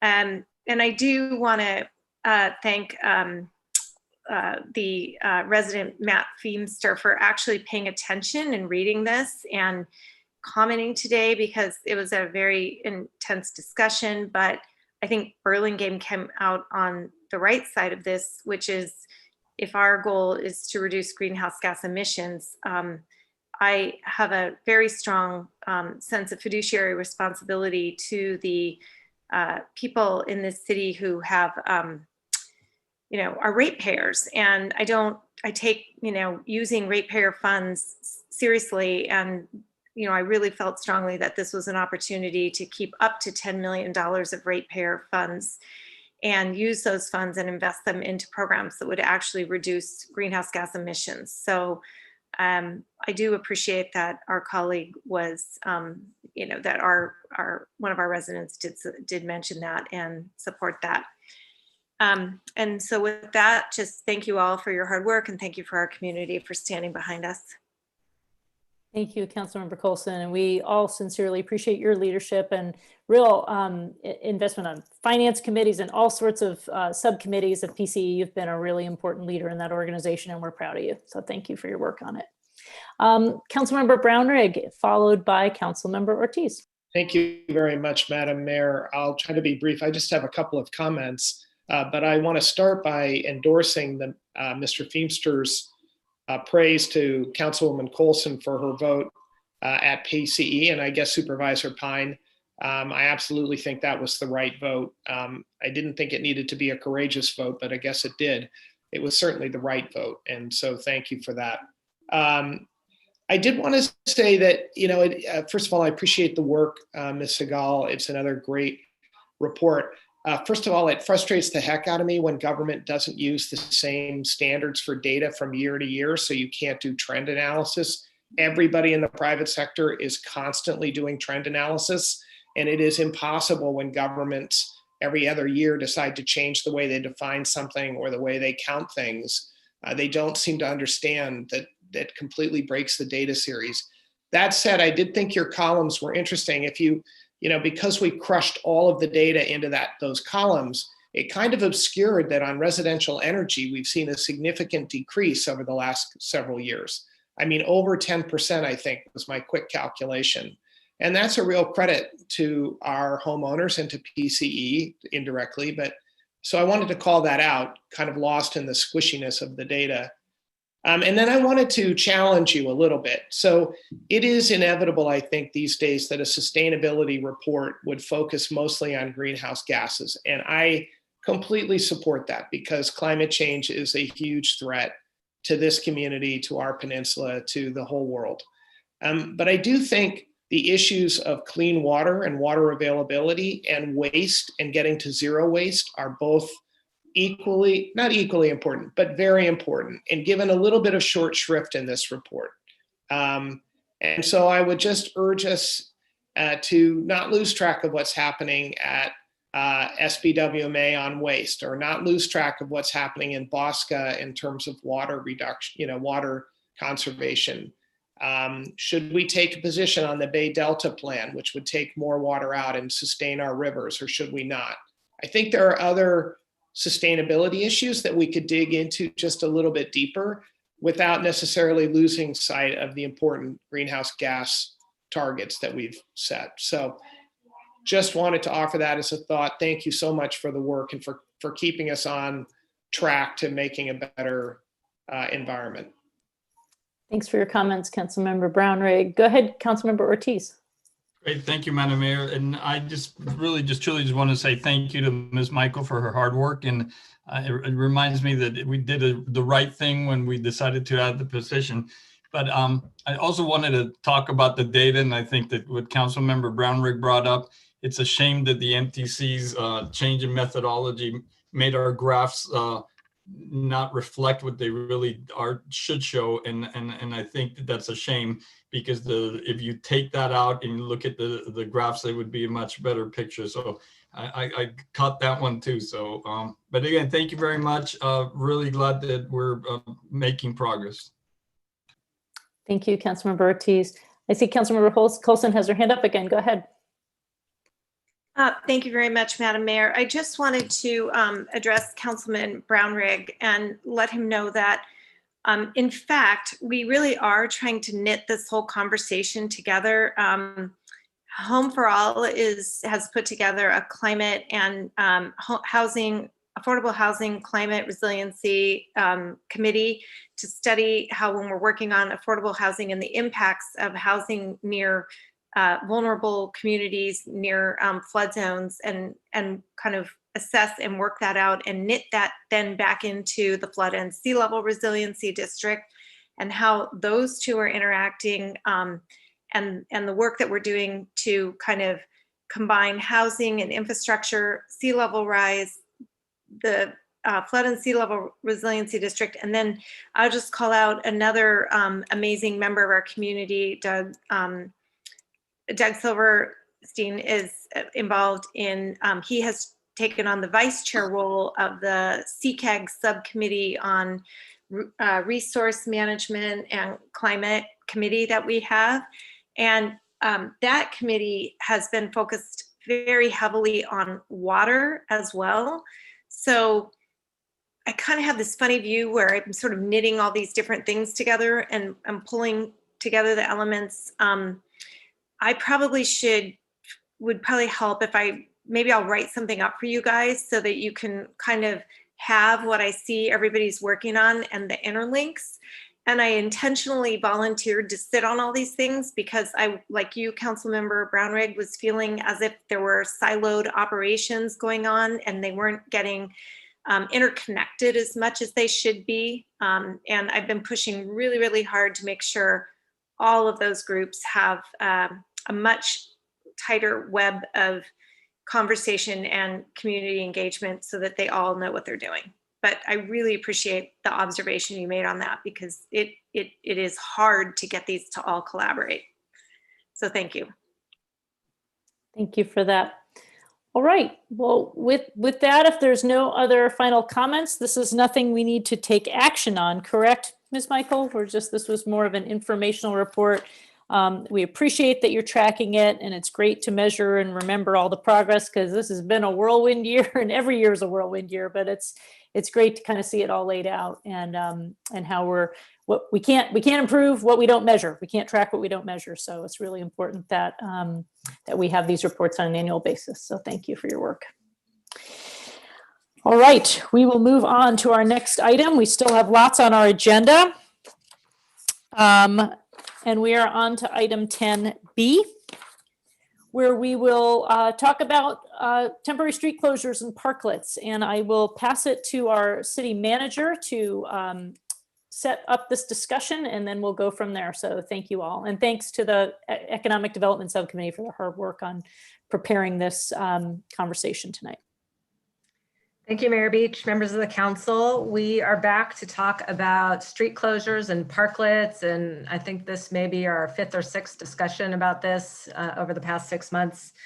So there's 3 items that we are talking about tonight. Approving the termination of the temporary Broadway street closure program and replacing it with a 24/7 parklet program, and that's similar to what we have in place on Burlingame Avenue and side streets around Burlingame Avenue. We want to continue the parklet program for downtown Burlingame Avenue area, and then also Broadway once that gets swept into the program. And we've had some requests from businesses for a date certain. And so we threw out Labor Day 2021, but that's entirely just a plug date and up for discussion with the council. And then we've had a request to consider free parking in the 2 commercial districts, downtown Burlingame Avenue area and Broadway, on 4 Saturdays during the holiday season, and that would start this Saturday. So a little bit of background for those who haven't sat through all of our other meetings where we talked about all of this. Earlier this year, we initiated a series of measures to facilitate safe outdoor dining in the midst of the COVID-19 pandemic. And until we go into the next iteration of the stay-home order, the regional stay-at-home order, our county is still allowing safe outdoor dining, so that is still in effect. So our measures included implementing temporary street closure programs for the downtown Burlingame Avenue area and Broadway. We installed parklets on side streets in downtown Burlingame area. We eventually terminated the temporary street closure program on Burlingame Avenue due to a number of issues, and we converted to a parklet program. We had overcrowding. We unfortunately had lack of public adherence to social distancing protocols. We had complaints from businesses regarding parking impacts. We had mad bikers and skateboarders, tweens who love to go racing down the open roadway that was not so open because there were also people walking there. And so it was just got a little messy. So we stopped that, but we continued to allow the closures on Broadway. So we didn't find that there were the same kind of challenges there. We did not have any complaints of large gatherings or violations of social distancing protocols. And the Broadway Business Improvement District was supportive of continuing the weekend street closure. As you recall, on Broadway, we were closed down from Saturday afternoon through the end of the evening on Sundays. So the parklets and street closure programs have overall been working well. We have not had a ton of complaints. Many of the restaurants in downtown Burlingame area have built semi-permanent wood structures in their parklets. They look pretty cool. Make them more inviting. They have proper lighting, they have heating. They have been given the rules about what to do with heating. I know that was an issue that Councilmember Brownwick was concerned about.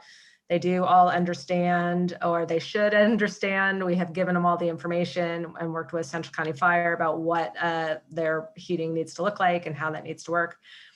But we do have some restaurants that don't want to undertake this major investment of building the parklet structures, which are running, many thousands of dollars or more, unless they have some certainty regarding how long they're going to be in effect. If we were to say, you get your parklet for another 2 months or 5 months or 6 months or whatever it happens to be, they might say, well, it's just not worth it. We can't, amortize that cost out. And so we will just continue with our flimsy little tents, which won't be very good if we ever get rain, which hopefully we will get one of these days.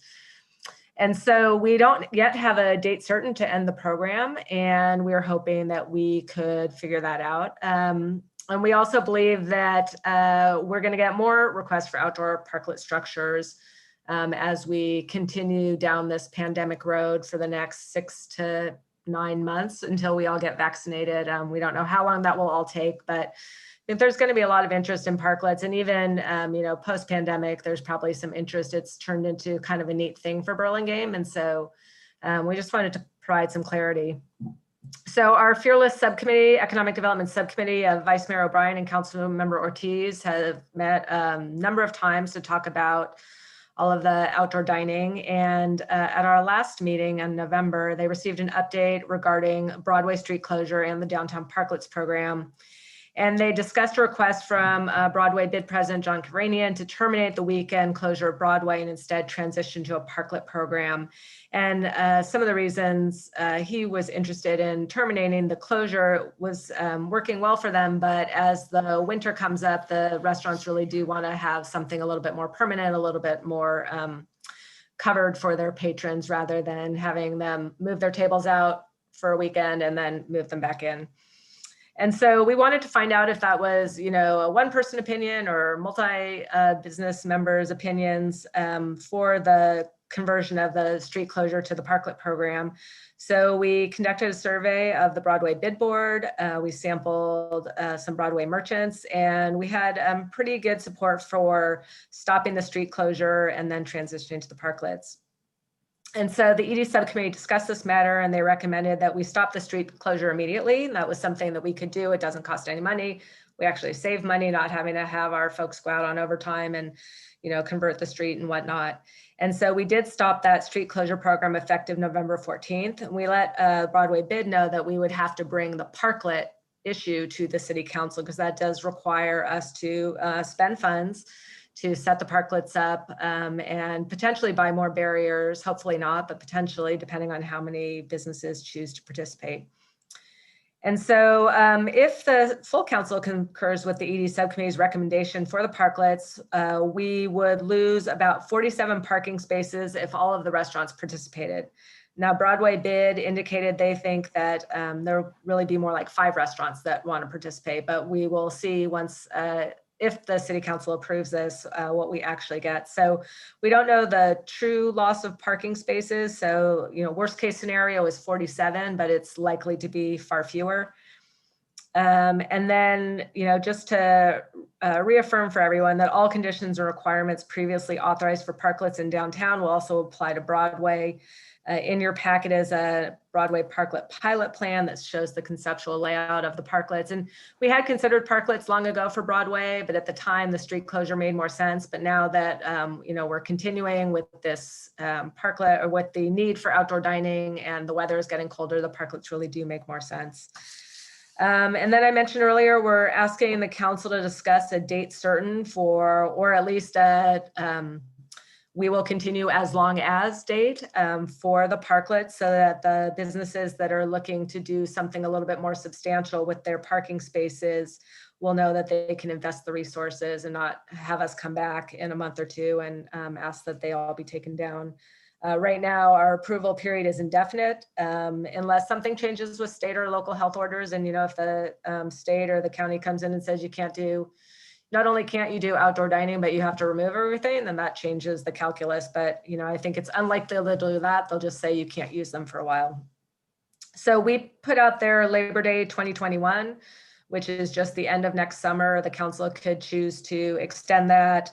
End of September, daylight savings time ending, that dreaded weekend that we all hate. Really have a whole variety of options. You may decide that you want to do it, end of the pandemic plus a certain amount of time, because it will take the restaurants a while to get back up to full speed and recoup their losses. So that's all up to the council. That Labor Day date is really just a plug date and to give you something to discuss. And then finally, we did get the request for free parking on Saturdays in the Broadway Commercial District during the holiday season. We have done free parking, and I can't remember in the past if we've done it on Fridays or Saturdays or what it was.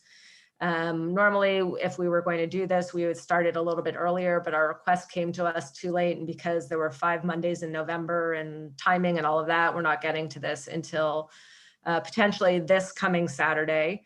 Which would be December 12th. So if the city council is amenable to this, we would have 3 Saturdays in December, the 12th, the 19th, the 26th.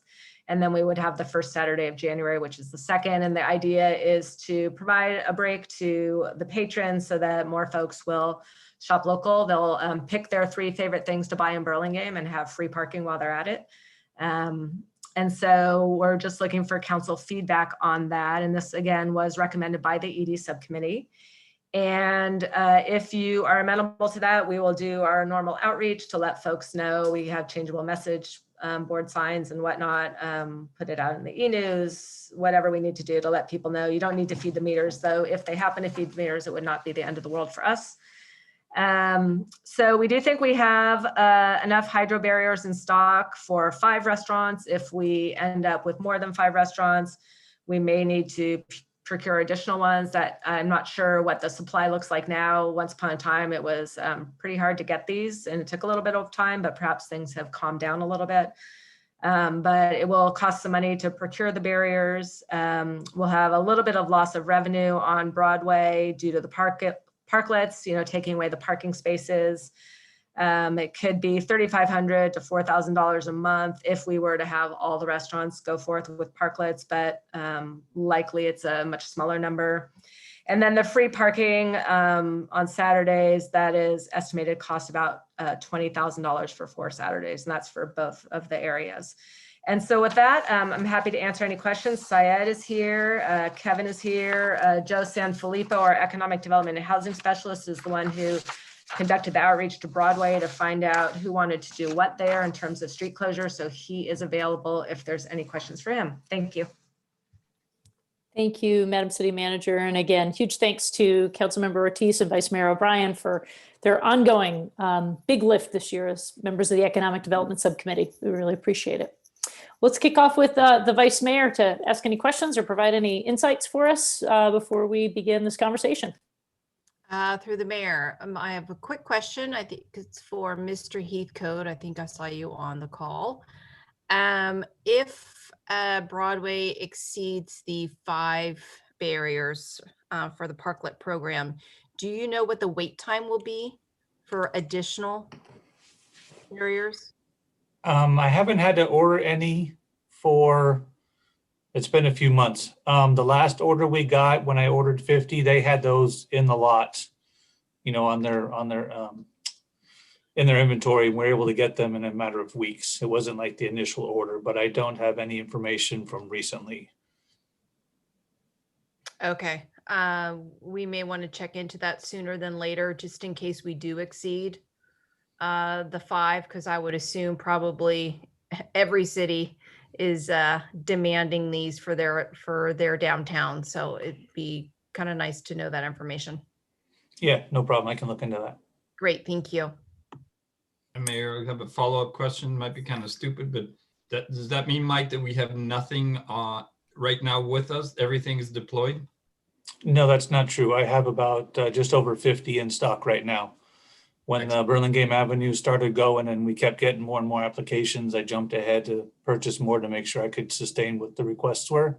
And so I still have some that we can start to fill up with Broadway. Oh, that's wonderful news. Thank you. It's just if all of them choose to participate, then we won't have enough, but we'll have enough at the beginning at least. And coincidentally, I was at Nuts for Candy the other day, and the owner from Broadway Prime came in and mentioned to me some of their interests while I was there. And they're talking about multiple restaurants possibly on that block, which actually uses less barriers, where we could just put a single line. So if we can get some options like that, it actually uses less barriers than each one having an individual. So if we can work things out like that, it's also a benefit. It's what we're doing over at Delphina and Sixtos. Correct. Because there's not a lot of space there. Correct. Thank you for that. Probably creates more seating opportunities too, which is great. Win-win for everybody. Other questions? Actually, I have a follow-up question that's related to that. Just this may seem like stating the obvious, but are there any examples that we have of these barriers being deployed downtown where they haven't been utilized yet, or are all those barriers that have been deployed are places of business as actively using them? I don't remember seeing any empty, but. So Five Guys wasn't really using theirs, and they actually asked for us to remove them, which we did about a week and a half ago, maybe. That's correct. So if you'll recall, we had a discussion way back when that you had to use your parklets for at least 3 days a week, or else you didn't get to have your parklet. And so, you know, in theory, they're all doing that, that's not to say that people are necessarily wanting to sit in the parklets. You know, if it's a crummy day and there's no roof over, they're not going to get anybody sitting there. Or if it's, you know, too hot and they don't have shade, they're not going to get anybody sitting there. But they do have their tables and chairs out, from what I've noticed, at least 3 days a week. Thanks for that. Other questions for staff on these various topics we're discussing tonight? Vice Mayor, go ahead. Yes. The question I have, actually, I know the answer, but I think the public may want to know the answer is, and this is to our city manager, since the restaurants and even some retail are actually building upon their parklets and they're actually making them quite nice in our downtown areas, there was some question or not whether or not they were compliant to the state guidelines. And I know Mr. Ford is on that compliance team through the county. So can you comment on that, please? Sure. So the county set up a COVID compliance unit, and I want to say that there's 7 individuals who are sort of like inspectors. And Jim Ford is a retired police sergeant for Burlingame, and he is the person assigned to Burlingame. And so once I knew it was Jim, I was very happy about that because he was a great employee for us. And so I reached out to his boss, who then put me in touch with Jim. And I said, you know, I have some concerns about the avenue and the side streets. And, you know, can you go check and make sure, excuse me, that all these parklets are in compliance? Because some of them have, you know, built up the sides, but they have, they're not necessarily solid walls. They might be like mesh screens kind of things. So I just wanted to make sure everything was kosher before time went on too long. And he did go out on several occasions and walked the Ave and drove by and went to the side streets and visited the restaurants. And he said, everybody's doing the right thing. So, you know, that's not a one-shot deal. He'll continue to do that. Also, Councilman, I recall I had sent a letter to all the restaurants on and around the Ave with diagrams from the county saying, here's how your tables need to be. Don't put them too close or else we have a problem. So Jim is looking not just at the structures themselves, but also table placement, just to make sure that they're able to maintain that social distancing. And it's great to have him available because he's been fully trained on, you know, how it needs to happen and what it needs to look like. And so he will actually be joining us at our Economic Development Subcommittee on Wednesday morning to talk about it. Great, thanks for that question and the insight.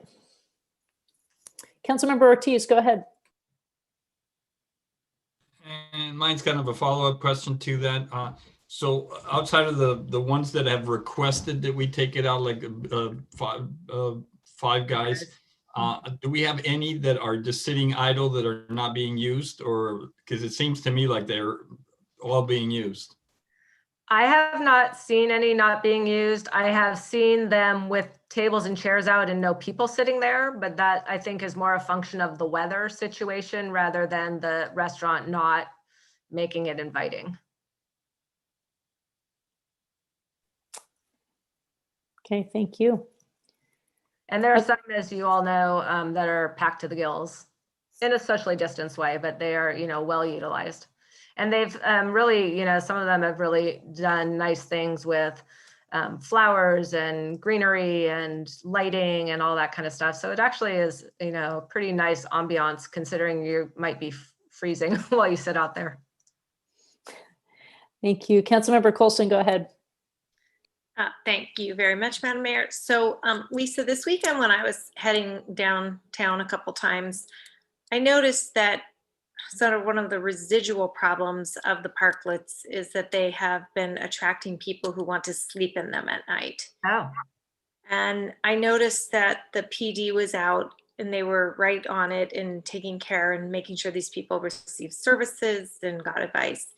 But maybe we should, when we're talking and sending out communications, we should remind the business owners that if they have a situation like that, you know, call it what they need to do or how they need to handle it. Because this was at 10:30 in the morning, and then again this morning at 11:30. So they seem to be right on it and handling it, but it could be a bit, you know, startling for someone to come out to their parklet and there's an encampment going on. Wow. Yeah, I had not heard that. Our economic development and housing specialist, Joe, is on the Zoom. I can see his name here. So we'll ask him next time he's doing a walk up and down the Ave to do his inventory, just to check in with them. Restaurateurs. Make sure everybody's, you know has an understanding of how to handle that. You just don't, you know, that they can call our police and the police will come out and help them. Right. He can also send out an email through the bids. Mm-hmm. Thank you for that. Any further questions before we open this discussion up to public comment? All right, seeing none, let's open public comment. We'll ask the city clerk if we have anybody who's written in, and if not, I'll see if anybody wants to raise their hand. No, we have no chats or emails. Okay, thank you. If you're with us and would like to speak on this particular item, please go ahead and raise your hand in the participant window or dial *9 on your telephone. We have members of the business community or members of the public who wish to comment. Seeing no hands raised, we'll close public comment and I'll turn it back to colleagues and see, I see Councilmember Brownrigg raise his hand. Go ahead. Well, thank you, Madam Mayor. And I want to second your praise of our economic subcommittee that has had to meet frequently and nimbly with staff to navigate COVID and helping businesses be safe, but also try to stay in business. So thanks to Councilman Ortiz and Vice Mayor O'Brien for that work. I want to basically endorse the recommendations I'd be happy to make a motion to do so. With respect to some of the open questions, I'm comfortable with the pricing and the potential of having to endure some greater expense to help our restaurants on Broadway. I think actually Labor Day is an elegant choice of an end date. I think it's important for restaurants to know they can recoup their investment, even if by some miracle we were all allowed to go back to normal in March or April. It's still an investment and this gives them extra revenue, extra seats. So I think Labor Day is a good choice. I could imagine adding a proviso that if we're still in some sort of color-coded world, then the parklets would automatically roll forward. But frankly, we could deal with that also at the end of this summer. So I'm comfortable with that as a date, and I believe it's useful for our businesses. I can't quite remember all the different choices, but they all made sense to me, and I would recommend adopting the committee's recommendations and City Manager Goldman's recommendations. We had, just as a reminder for everyone, we had parklets on Broadway. We had the Labor Day stopping of the program, if that's the will of the council, and then the free parking for those 4 Saturdays. I'm good with all that. Great, thank you. Thank you. Councilmember Ortiz, go ahead. Thank you, Madam Mayor. I'm going to go pretty quick. Parklets on Broadway. My initial concern about parklets was we were taking up parking spaces, and I was afraid they weren't going to be used. I think I've been proven wrong very handily. As far as Labor Day, I like the Councilmember Brownrigg's word, elegant. I like that. Labor Day makes sense. And as far as the 4 days on no parking, no enforcement for parking on the next 4 Saturdays, I'm in favor of that too. I think that makes sense for the holiday shopping. So I'm all in. Thank you, Councilmember Ortiz. I didn't see you have their hand up first, but we'll go with Councilmember Coulson, and then we'll have our Vice Mayor bring it home. Okay, that's fine. Vice Mayor had her hand up, so if I would be obliged to relinquish to her first, if she would like. I think it's fine. Go ahead. Just go ahead. Okay, Yep. great.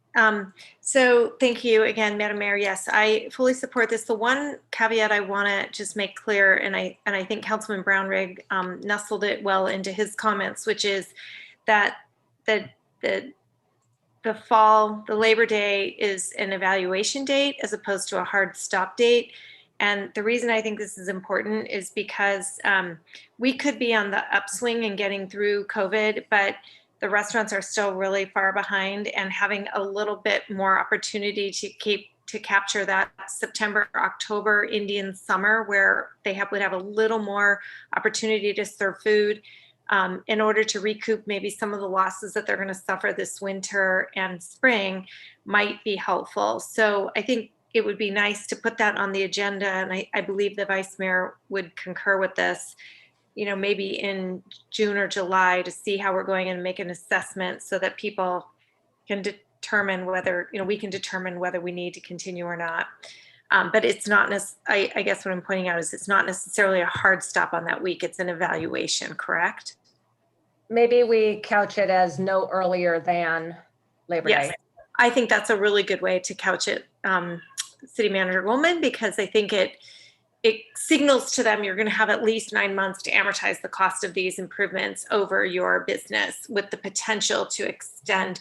And I think if we are to consider extending them, one thing that was interesting to me is a number of the restaurant owners did say to me, wow, if you would let us extend a little longer, we understand we would need to develop some sort of an encroachment permit system and pay for the cost, the opportunity cost of lost parking and other things. So I think when we do have that conversation, understanding the financial aspect of it and how and what the city would, how the city would participate in that or recover some of our lost costs would be really helpful.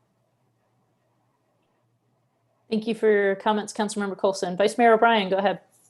Actually, Councilmember Coulson kind of covered what I wanted to speak about. It was just basically in regard to just making sure the Labor Day was a time where we can reevaluate because we may want to move forward and keep them. I'd be interested in, the community input at that time, let's say June, July of next year, because that may be something they want to continue for a longer period of time. And I do understand that we need to look at the financial aspect of that and how that would be, covered, but it's definitely worth a discussion because I do see it working well now. People seem to really enjoy it. It'll be a little more difficult now during the colder months, but come next spring and summer, I'm sure they'll be popular again. So I appreciate the openness of being able to discuss this, say around June or July of next year. Thank you for that, Vice Mayor O'Brien. I see that our city attorney has his hand up. If you could feel free to go ahead. Yes, Madam Mayor, thank you very much. I just want to make sure that the public understands that it is the city's intent, if it does go forward and the vote is that today, that the Labor Day date would be the no earlier than date. But just as with everything with COVID-19, there have been street and highway codes relaxed. There have been alcohol and beverage control rules and regulations that have been relaxed. There's always the fear, and we unfortunately can't take that away, that California could change it or that the county could change some rule or regulation. So just to make sure that we clarify that this is the city council's intent, but of course it's COVID-19 and we can't control everything. That's it. Thank you. No, thank you, Mr. City Attorney. We appreciate that. So with that, we have a staff recommendation that there seems to be a lot of consensus on. Would someone like to make a motion so we can move forward? I'd be pleased to do so, Madam Mayor, to endorse the recommendations as elaborated on in this conversation. Thank you, Councilmember Brownrigg. Do we have a second? Second.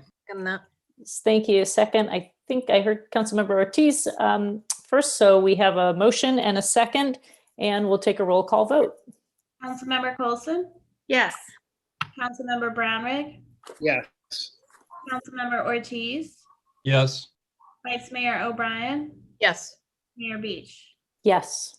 Motion passes unanimously. And again, thanks to the subcommittee for their work, and also thanks to staff throughout the organization, whether it's our economic development staff, whether it's our public works staff, for being so responsive. You have full-time jobs in a normal year, but our experiments with street closures and policies to try to help our businesses through this have caused a lot of extra work and changes and pivots, and you've really dealt with it magnificently. So thank you to staff at all levels of the organization for making these policy decisions possible and executing them so well. All right, we are moving on now to another item that many folks have been looking forward to. I'm sorry, you have a hand up from Councilmember Brownrigg. Sure, go ahead. I'm sorry, I didn't see that. Councilmember Brownrigg. Quite all right. Thank you, Madam Mayor, and thank you, Ms. Goldman. Just a quick observation, and really what you were saying, Madam Mayor, sort of prompted it. But I think there are a number of ways that we will want to reflect sometime next year as COVID begins to, be more in the rear view mirror of things that we tried that we actually want to keep going, notwithstanding COVID. Maybe it is street closures on weekends. I mean, it was that one failed because it was too popular. I mean, and frankly, I think there are elements of the way we do these Zoom meetings that include the public in a way that was not traditional. So I think there's going to be an interesting conversation next year. Probably every city will have it about what did we learn that we actually want to keep going, even if the health guys say you can do whatever you want. So thank you. Great comment. Thank you. Silver linings through challenges and innovation, right? Moving on now to item 10C, we have a bicycle and pedestrian master plan presentation and proposal to adopt this plan tonight. There's been a tremendous amount of work from our public works team, that 18 months, and not speaking of COVID, there's been complications in pulling this all together and making sure that the community was as engaged as possible and finding new ways to do that, and then bringing this project to fruition tonight. So with that, huge thank you to our staff for their incredibly hard work on this, and our consulting team from Alta. And I think we'll turn this over. Is this to our city manager first or to our public works director? This is for all me. Right, Director Mertuzza, this is your moment and your team. Thank you, Madam Mayor and City Council members. it is with great pleasure that staff brings before you a draft bicycle pedestrian master plan for your consideration for approval. And as the mayor pointed out, this has been a monumental effort in terms of holistically and comprehensively looking at the city's bike ped infrastructure needs and conducting an extensive public outreach process that lasted almost a couple of years. First and foremost, I want to thank Burlingame residents that have provided numerous comments and inputs into the process, which we will go into the detail in a bit, and a city council subcommittee that had been part of it, the members of the Bicycle Pedestrian Advisory Committee. I see Leslie here and many members here that are at the Zoom call, and members of the Traffic Safety and Parking Commission for their input and countless hours of involvement in providing input in the process. The end product before you tonight is a recommendation of many, many projects, a roadmap, a framework of guidance in prioritizing and implementing the bike ped master plan. A brief background before the presentation is that the previous bike ped plan was developed and was adopted in 2004 as an amendment to the circulation element of the city's general plan. And many of the projects that were identified in the 2004 plan have been completed. And it was time for the city to update the plan and reflecting the city's current needs and future needs. In 2018, in November of 2018, the City Council approved a contract with the consulting firm, Alta Planning and Design, to update the plan. And the plan is now before you. This plan will provide a framework of planning and also will provide a better position the city to qualify for future grants. And I'd like to introduce Brett Hondorp, Alta's president and project principal, and Otto Malera, associate planner and project manager, who will be going through the overview of the plan. Thank you, Syed. Good evening, everyone, members of council, city staff, and Burlingame residents. My name is Otto Malera. I'm the project manager for this, for the Bicycle and Pedestrian Master Plan. I'm a planner with Alta, as Syed mentioned. And I'm really excited and just really happy to be here in front of you today to present such an amazing and tremendous amount of work, not just on our behalf, but really on behalf of the residents and the community of Burlingame. And as we'll get into, this plan really involved and relied on public input and the community as part of the planning process. And so I've been with this project since the beginning, since late 2018, early 2019, and I'm just really excited to share with you, the result of all this hard work, which is the Bicycle and Pedestrian Master Plan. Next slide. Mr. Malera, could I just interrupt you? Would you like to run through the whole presentation first, or would you prefer, if council members have questions as we go, to raise their hands? You let us know. I know this is a comprehensive item of work. Yeah, I think because it's so comprehensive, it'd be better if I could just present the presentation in its entirety, and then we can take Q&A after. That sounds just fine. Okay, thank you so much. Thank you. Okay, so next slide, please. So this is an overview of what we're going to discuss today. We'll start off with the vision statement, and I want to get into an executive summary, or really just some high-level highlights of what's in the plan. Then I want to introduce you and take a deeper dive into the community engagement effort that went into this plan. Then we'll get into the contents of the draft plan itself with a major focus on recommendations, since that's something that this council has yet to see. And then we'll finish it with prioritization and how we've ranked and prioritized all the projects. Next slide, please. Next slide. Thanks. So at a high level, this plan and the vision for this plan came from its culmination of not only everything that we studied and all the data and analysis that we looked into that set a foundation, but again, really what we heard from the people. And what we heard was that this plan needed to really work on improving the safety, health, and quality of life of Burlingame residents through all the recommendations that have been made here. Those recommendations are infrastructure-based, programmatic, and policy-based. And the aim of that is to enhance the safety, comfort, and attractiveness of walking and biking as a mode of transportation for people in Burlingame of all ages and abilities. And with a, such a family-oriented and really quaint community like Burlingame, that's really important, is that people, regardless of their abilities and their age, be able to enjoy the pleasures of walking and biking, whether it's for recreational purposes or utilitarian purposes, or commuting. Next slide, please. So just some major highlights of what you can find in the plan. First and foremost, you'll notice that there was a robust, very thorough community outreach effort that took place throughout the entire process here. And we'll go into a little bit more detail about what was this community outreach effort in later slides. We're proposing 33 miles of new bikeways in Burlingame, which would bring the total network of bikeways to 44 miles. 82 locations in Burlingame have pedestrian spot improvements. And what that means is these are locations where we've made detailed and specific recommendations based on that location. So very tailored to that location's surrounding context and the themes of this plan.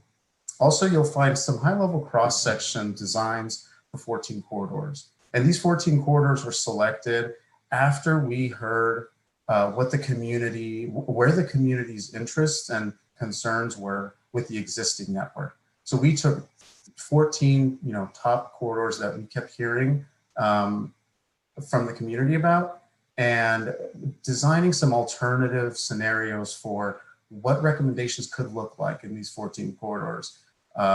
These are high-level planning, designs, but they really provide kind of a more understanding of what's possible and what's also desired by the community. And then lastly, a prioritization process that's based on these criteria that you see in the presentation that ultimately rank or prioritize projects based on how well these projects do within a metric or ranking system. And so that's really important because it provides the city with a roadmap for when and how to implement projects in the future. Next slide, please.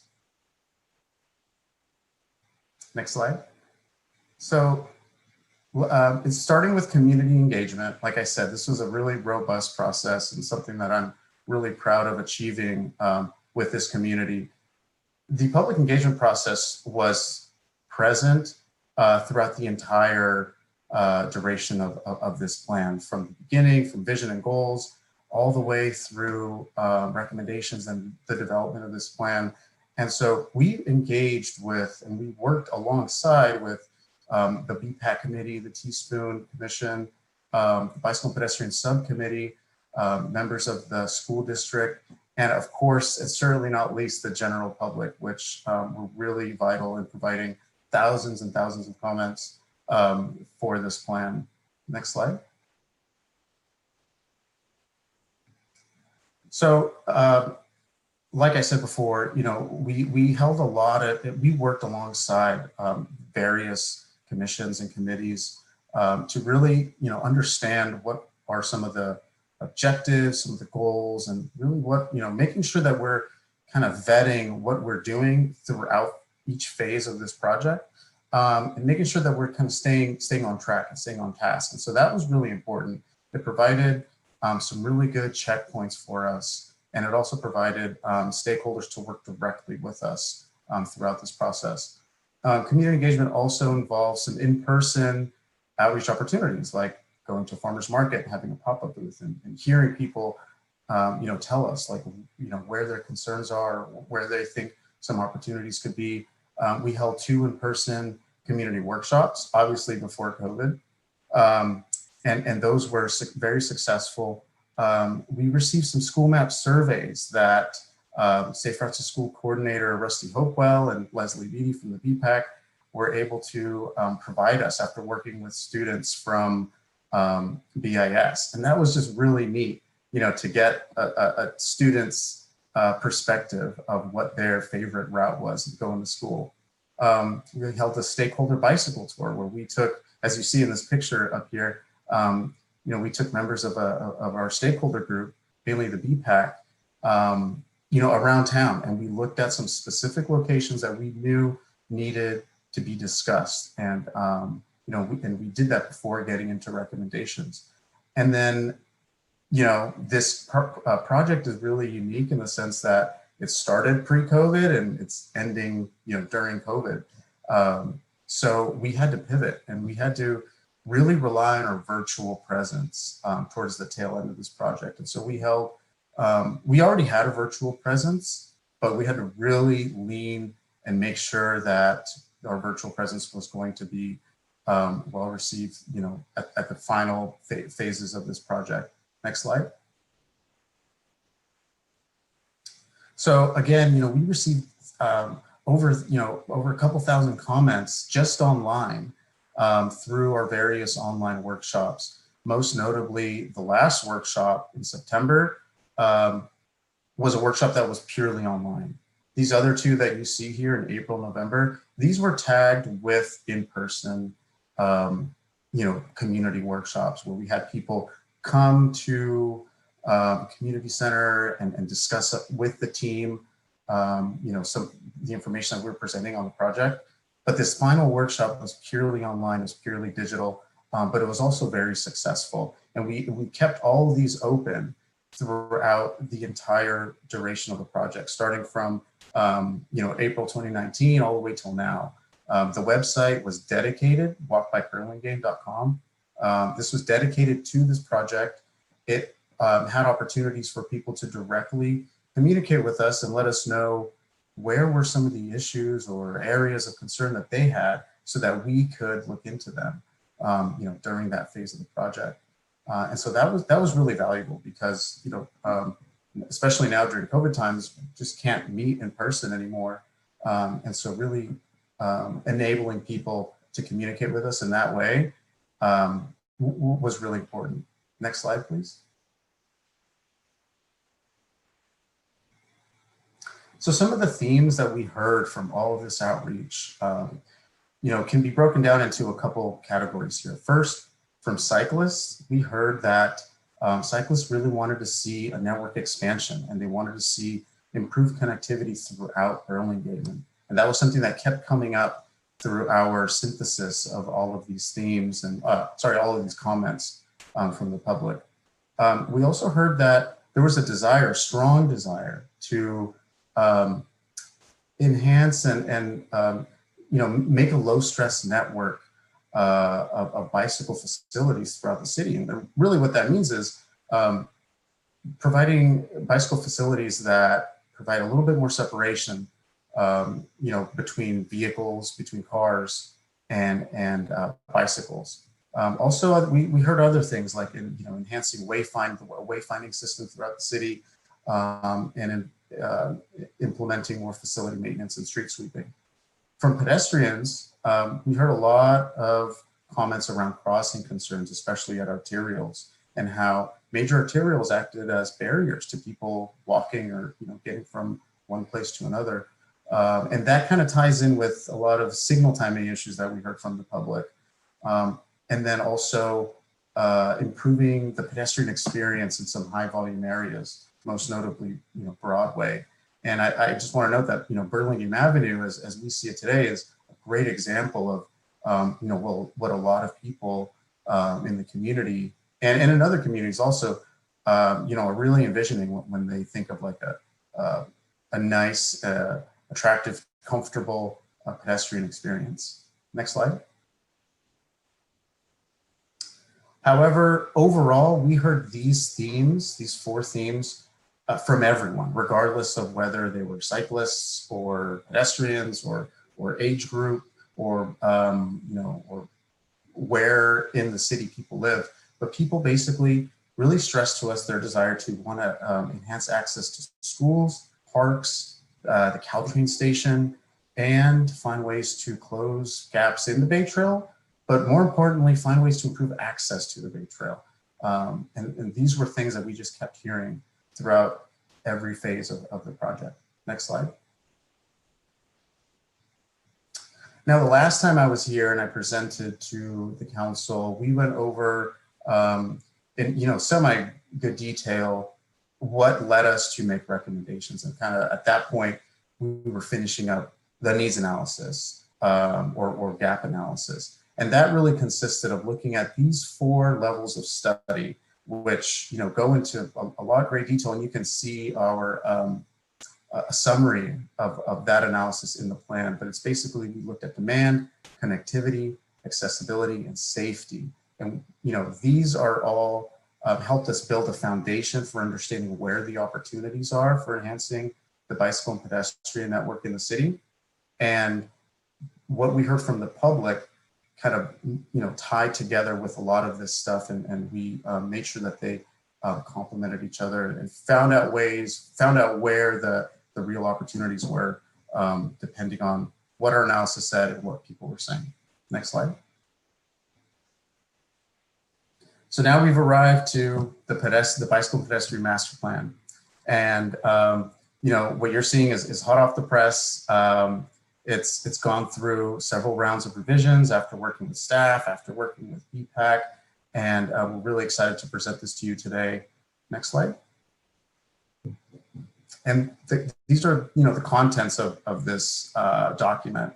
And this document is just a very thorough, very comprehensive look at what's currently making up the bicycle and pedestrian network in Burlingame now. And what has the community said? What did we learn about the existing bicycle and pedestrian network? And most importantly, what are the recommendations? What are the projects that are going to make bicycling and walking in the city safe, comfortable, accessible for everyone in the future? And that's what this plan shows. And it also has a lot of great information in these appendices. A lot of really, lots of nitty-gritty details about what went into this plan. A lot of things that are summarized here in the document, just for brevity's sake, but you can actually find in greater detail in the appendices. Next slide. In terms of the recommendations that this plan provides, it comes down to these 6 bicycle improvement types. A lot of you, and probably most of you, are familiar with all of these, with your standard bike lane, with a trail, even with a sharrow. But currently there are 2 bicycle improvement types or bicycle facilities that are not in the city. And those are the ones that are to the very right of the screen. Separated bike lanes, also known as class 4s, and bicycle boulevards, or neighborhood bike routes, as we call it in this plan, also known as class 3Bs. And these are 2 bicycle improvement types that we really relied on and really leaned on when we were making recommendations for this plan. And you'll see them apparent throughout the bicycle improvement recommendation maps. Next slide. So this is what you see now. This is today's existing bicycle network. You've seen this before, and we presented this to you before, but what we haven't seen is the next slide. And these are the 33 miles of proposed improvements that we are bringing to you in this plan.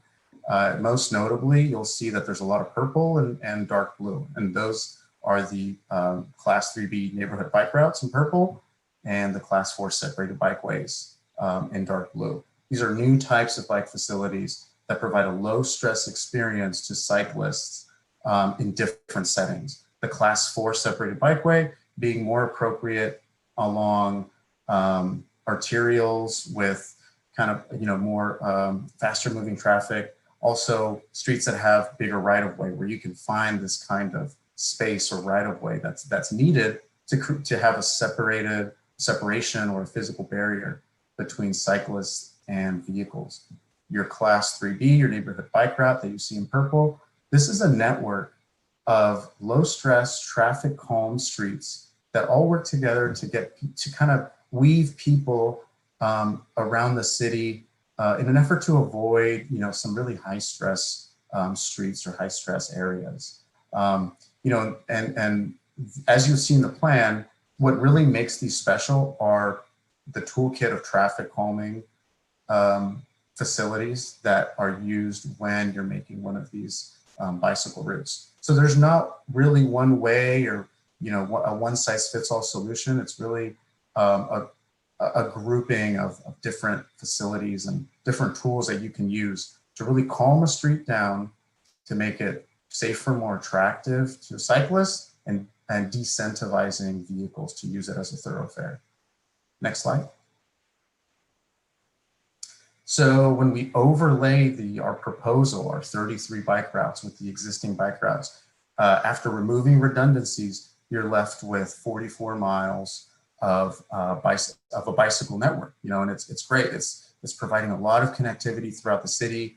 It's getting people to the Bay Trail. It's getting people, from all corners of the city connected. It connects schools, it connects people to parks. And again, it really focuses on that low stress connectivity that we heard was desired. Next slide.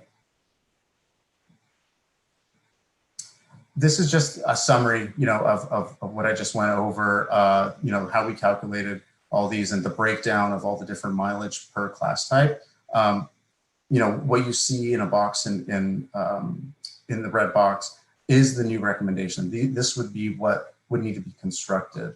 And then, that would get you to a full total complete network build out of 44 miles. Next slide. In terms of our pedestrian recommendations, they really stem from a pedestrian toolkit.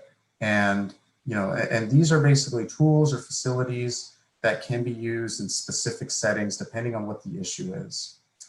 Next slide.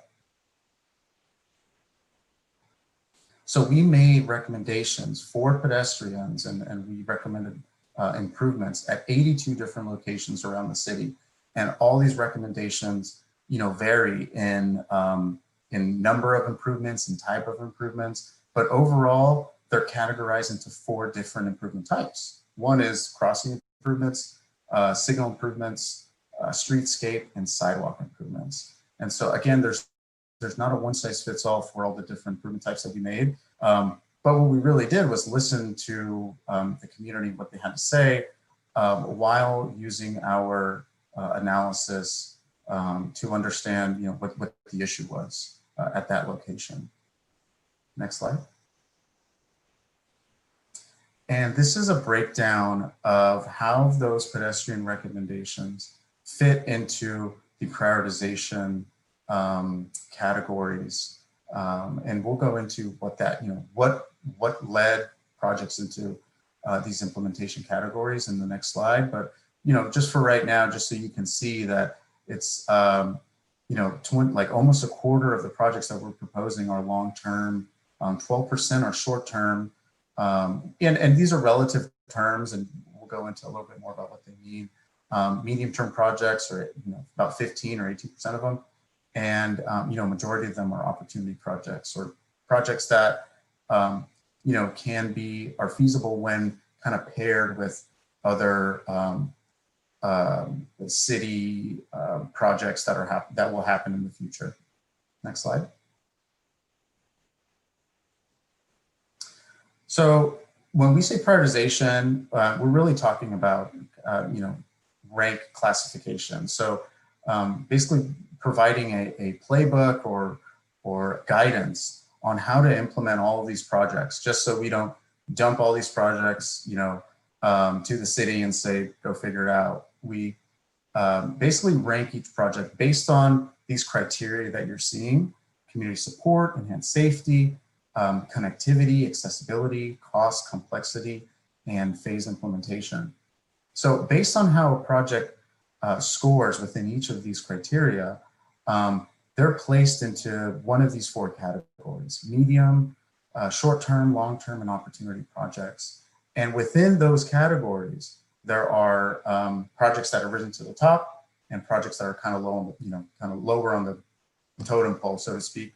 At the end of the day, what's most important is that these projects are classified within these 4 categories. Things may change, public sentiment may change, or opportunities for projects may change. And so, these projects aren't meant to follow this strict guidance of project 1 must be built, and then after that, it should be project 2. It's just to give the city a little bit more of an idea of, you know, how to tackle this big task, right, of 33 miles of bicycle projects and 82 locations for pedestrian improvements. Next slide. So the breakdown for both sets of bicycle and pedestrian projects are, as you see here, 17 short-term bicycle projects, 4 medium-term, 18 opportunity projects, and 11 long-term bicycle projects. And then, of course, what you already saw was the pedestrian breakdown, with the majority of them being opportunity. Next slide. This is, again, you can find this in the plan, but I just wanted to bring to you kind of the top ranking projects, right? Like if we removed the classification of the categories and just gave you a breakdown of what projects rose to the top, this is what you would find. So you would see that, you know, a big swath of California was ranked the top bicycle project opportunity in Burlingame. And a few segments of that are also grant funded, and the city is currently working on design and that project. So that's followed by a group of 4 bicycle boulevard or neighborhood bike route projects. As you can see, if you look in the plan, you'll see that each of these neighborhood bike routes are really a grouping of bicycle or neighborhood bike routes that kind of work together, right? So there was no real science behind how we group like the Carmelita Paloma neighborhood bike route. We really just looked at where is this particular route, what is it connecting, and how can we make sure that, you know, if you're gonna take the endeavor of building out this neighborhood bike route, that it be, you know, in a way that's complete and it's providing connectivity and access, rather than just arbitrarily, you know, saying that each little segment of a bike route, of a neighborhood bike route, should be its own project. These really kind of work together. Next slide. For pedestrian recommendations, this is, you know, the top ranking or top scoring projects here. You know, first with Burlingame and California Drive, again, another grant funded project, then followed by North Lane, East Lane, Broadway, Truesdale, and many more. And the improvement types that are in there vary. We summarize these in front of you right now, but if you go in the plan, you'll see more detail on them. Next slide. So what does this all cost? You know, that's the quote unquote $1 million question. For the entire bicycle recommended improvements that are in this plan, it's approximately, and this is planning level also, $32 million for that, for the entire 33 miles of network. For pedestrian projects, be about $8 million. And again, these are rough estimates. These are really just planning level estimates. But that's just to give you an idea, you know, of what everything here would cost. Next slide. So that's the end of my presentation. Again, I just want to thank everyone here for your time. And, you know, I just want to stress how this project and working with the city and the community on this project was just really a great experience. And I'm really happy of all the work that went into this and everyone who provided their time and input. And that's the end of my presentation. If you have any questions, I'm happy to answer them. Thank you for the very thorough, comprehensive presentation and for your work, for Alta's work over the last really 2 years in progress. So great opportunity for colleagues to ask some questions. And there was a lot to read over the last few days. In addition to the presentation, all the prep materials, which if members of the public want to view the entire proposed plan, it's in our agenda, and there's a link to the PDF file in the staff report. Vice Mayor O'Brien, go ahead. Yes, 2 questions off the top of my head. The first one is, $40 billion is a lot of money for projects of this caliber. So can you predict maybe about what percentage of that money would be covered by state or federal grants? Madam Mayor, I'll take that question. Vice Mayor O'Brien, a big chunk of the projects that you're seeing are grant qualified projects. So much of the funding is going to come from grant. There's a number of state, federal grants, as well as the local Measure A, Measure M, Measure W grants that have been made available recently for the top two projects. We have already received $1.4 million in grants for two of the projects. So we look forward to getting many more from the local, regional grants, as well as the state and federal grants. And then my second question is, there's a lot of great projects within this master plan. If we were going to complete all of them, what do you think the time frame would be for that? Again, that is a very big question. It all depends on a number of factors. It's about the funding ability of the city to fund these projects, and then also some of the projects. Again, this is a master plan. It is not intended to be a work to be completed overnight, but this provides a framework for. This is similar to a city's general plan. So this document goes well in hand with the general plan. So there is no specific date for when this to be completed, but this is a framework.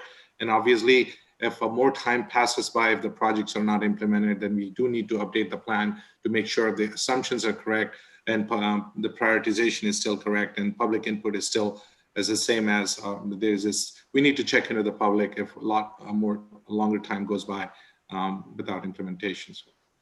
But we do foresee.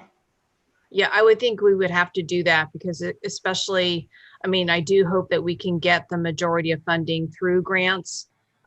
Considering, the COVID pandemic, it's going to take probably a couple years to recuperate in regards to the revenue to the city and getting businesses back up and running and hotel revenue, our TOT from hotel revenue and our sales tax revenue. So I just want the public to be assured that this is not something that happens overnight. And this is going to be really a long-term plan that, we will try to follow as much as possible, but there may be times we need to pivot and have other, priorities, but still keep this in mind and change if necessary. Thanks, Vice Mayor O'Brien. I think Councilmember Brownrigg had his hand up next. Go ahead. Thank you, Madam Mayor. So I have a couple of comments about this, and I'll wait till we do our comments. This period is the period where we ask questions of the report before going to public comments. So I have just a couple of questions. I really did try to read the report. I got most of the way through. I found it hard to understand. I have two questions. I have a sort of big picture bicycle question and a big picture pedestrian question. So my big picture bicycle question is, what is our vision for California Avenue from one end of it to the other? There's, and I do appreciate Mr. Malara's picturing of the map that was on page 62. I mean, I think that was the relevant map. I found it hard to read. So I guess I would just like a description. What do we want California Avenue to become for bicyclists from one end of our town to the other?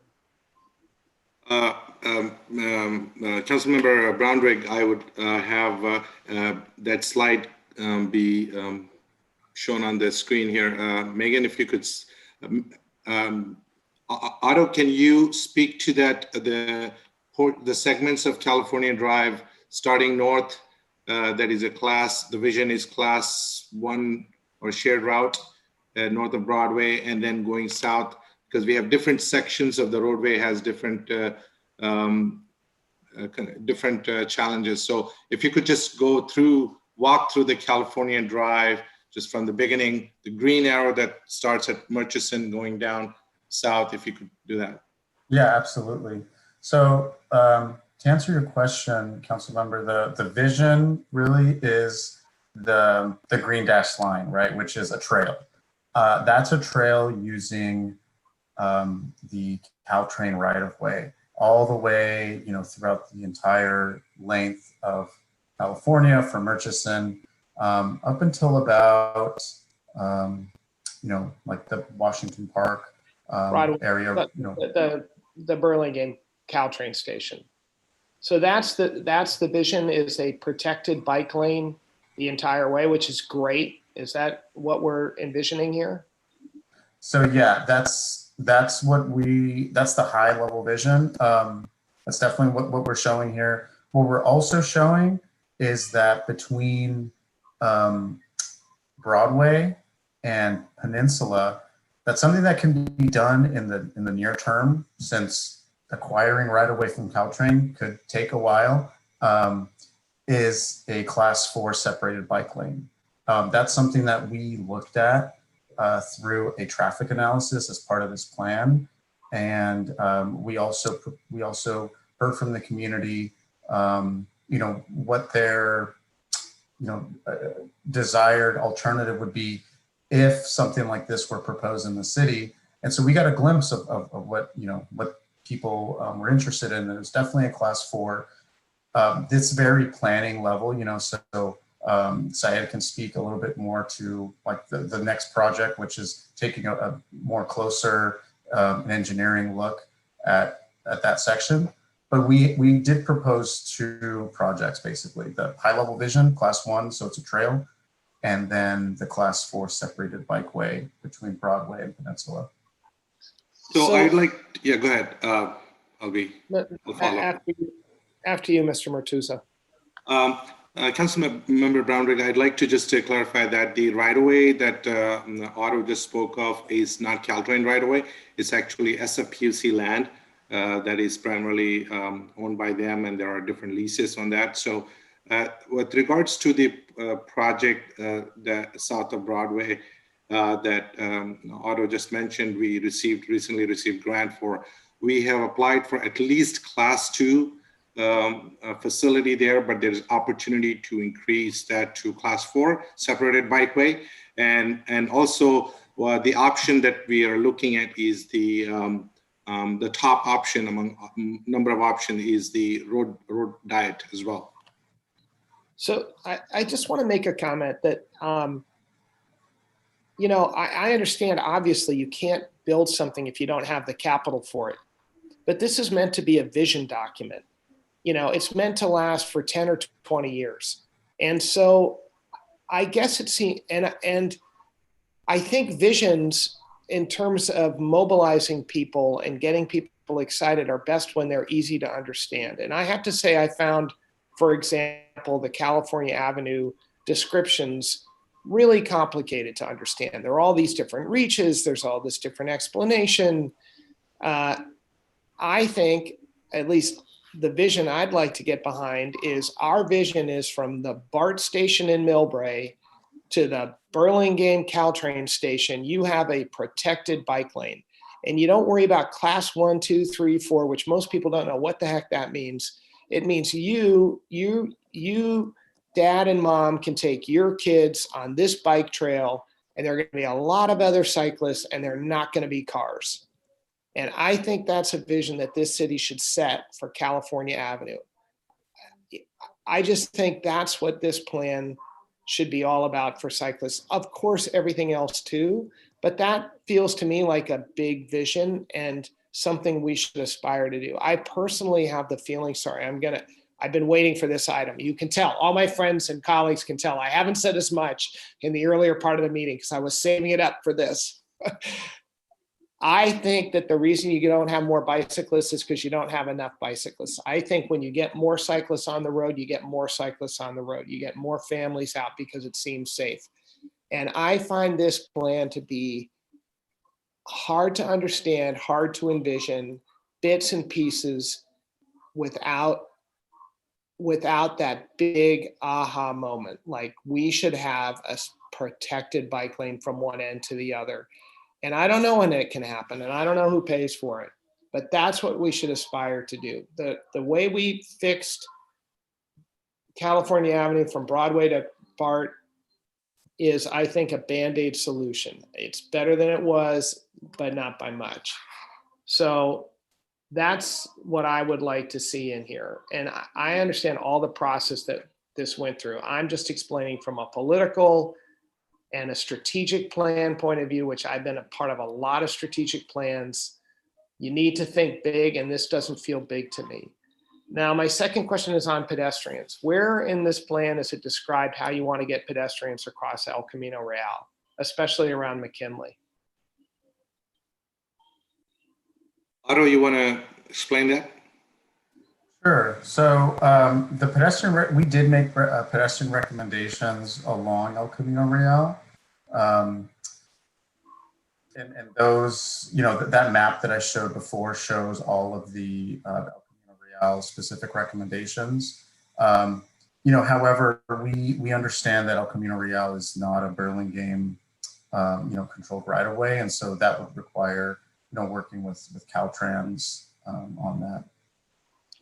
Well, I'll just point out the obvious, as Director Martuzza knows, we're in the process of negotiating $140 million improvement of El Camino with Caltrans. So now is absolutely the right time to think about all of this. And maybe it's in there. I found it hard to find the area where I understood what our community wanted for pedestrian access across El Camino. So maybe I'll just have to read that on the I'll look more carefully. And I guess my last question is this. As a general matter for planning purposes, is on-street parking, especially in residential neighborhoods, is on-street parking a hindrance to bike ped safety or an asset because it slows traffic down? I'm curious what you think about that. Yeah, good question. It's both.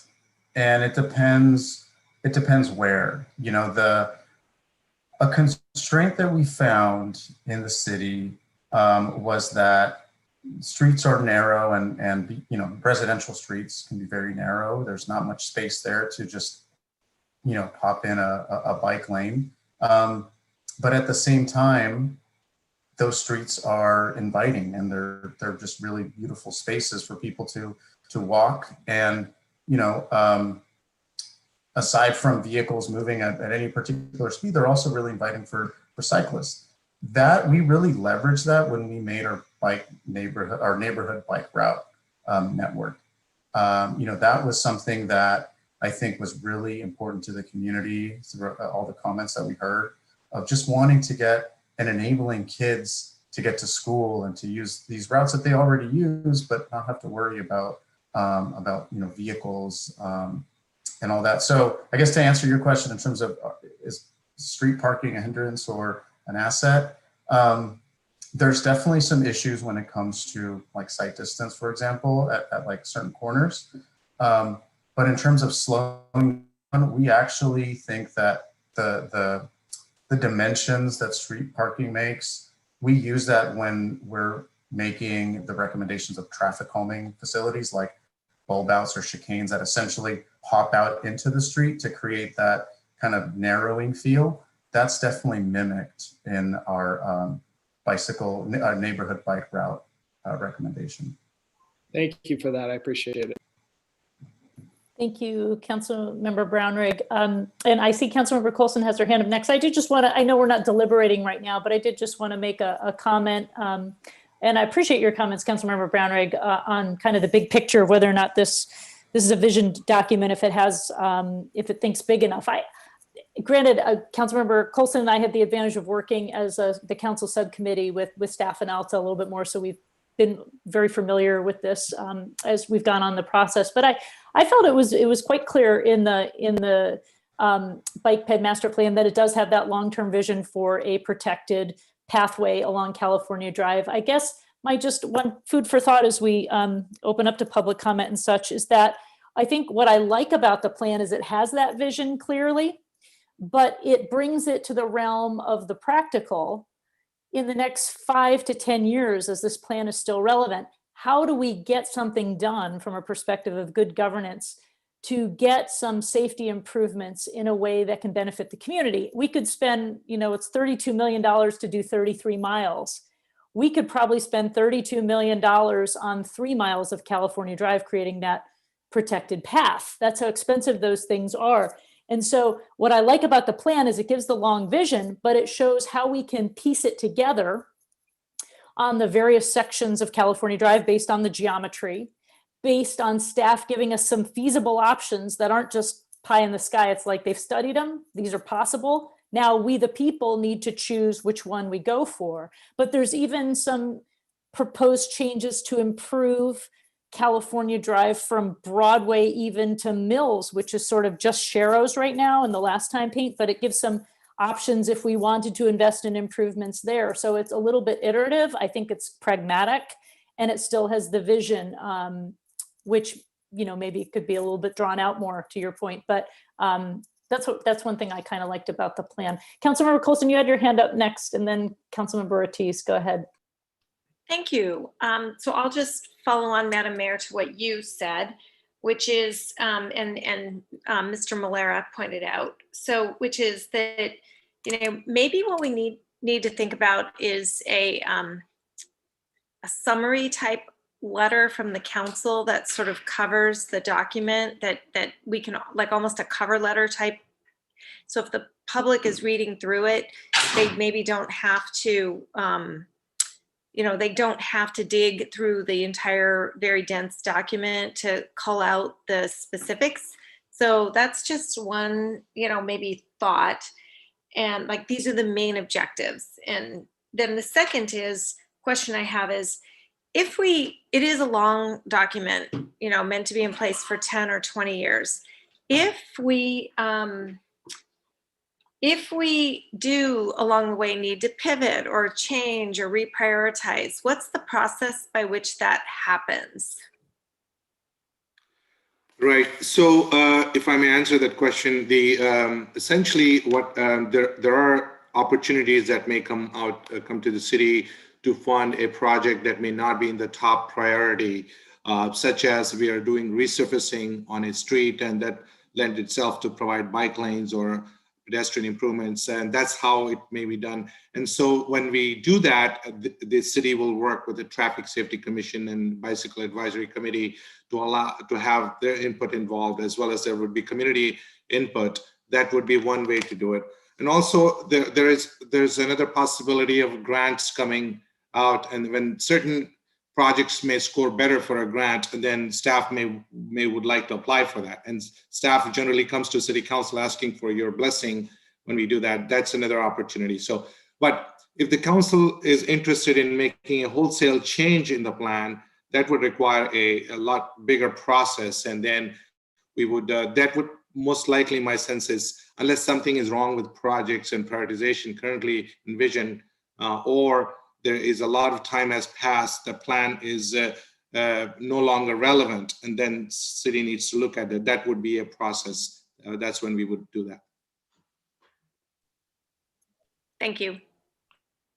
And you're all set with questions, Councilmember Coulson there. So did you have others? Nope, that was it. Just Okay. those two. And the first one was really more a common question that we can, maybe Sure. council, maybe Mayor Beach and I could sit down and try to organize something that could help the public quickly sift through. Great. Councilmember Ortiz, go ahead.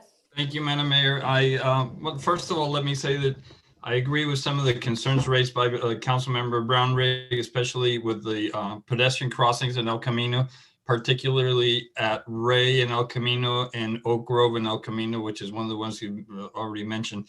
But it's when school's in, there's a lot of kids crossing at Ray and El Camino, and that always makes me very nervous. But my big question and my big concern is, if we have determined, and I think we've been talking about this for many years, about having a dedicated path that runs north to south, although some people tell me that isn't really north to south, but from the BART station all the way to the train station. Are there things that we could do at the Broadway grade separation to accommodate that path now? Are there things we should do now, since we've determined that that is our vision?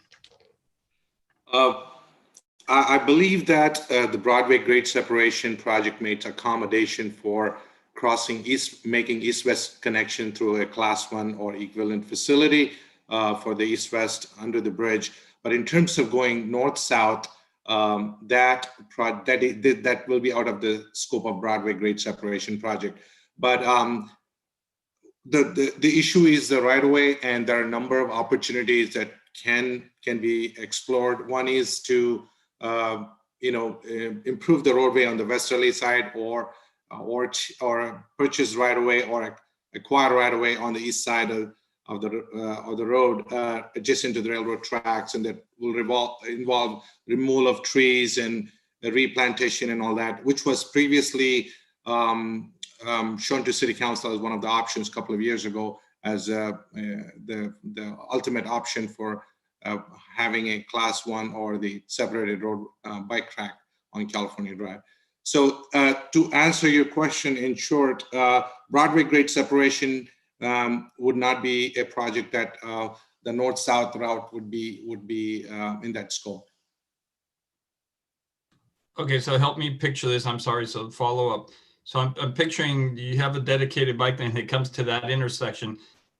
If it doesn't raise up and go with the railroad, there really is no other way to do an elegant, unless it stops and you're just waiting for the signal with everybody else. If you're looking for having a bridge over Broadway, a dedicated bicycle pedestrian bridge parallel with the railroad bridge, if that's what you're looking for, it's not feasible, technically not feasible to do that.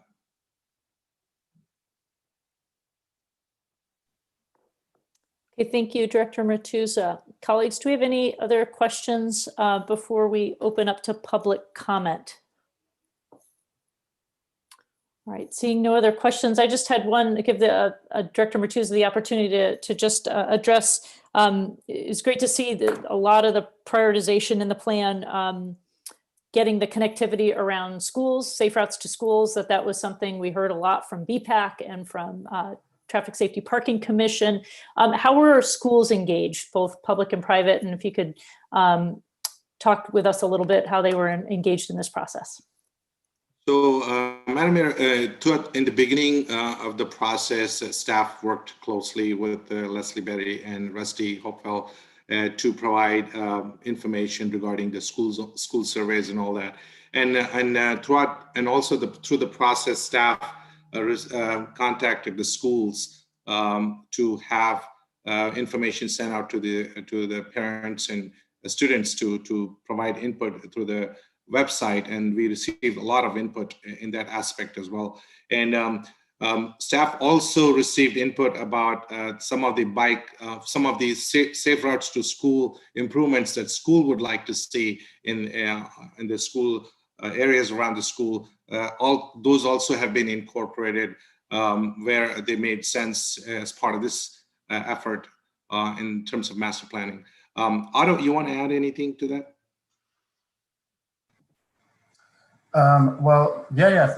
Thank you, Syed. So those three, things definitely, allowed us to work with schools. I also want to mention that the virtual forums and virtual settings that we had, definitely, like Syed said, the project team reached out to the schools to promote the virtual workshops and website that we had, and those were available throughout, for an extended period of time, which is very conducive to people of different schedules and,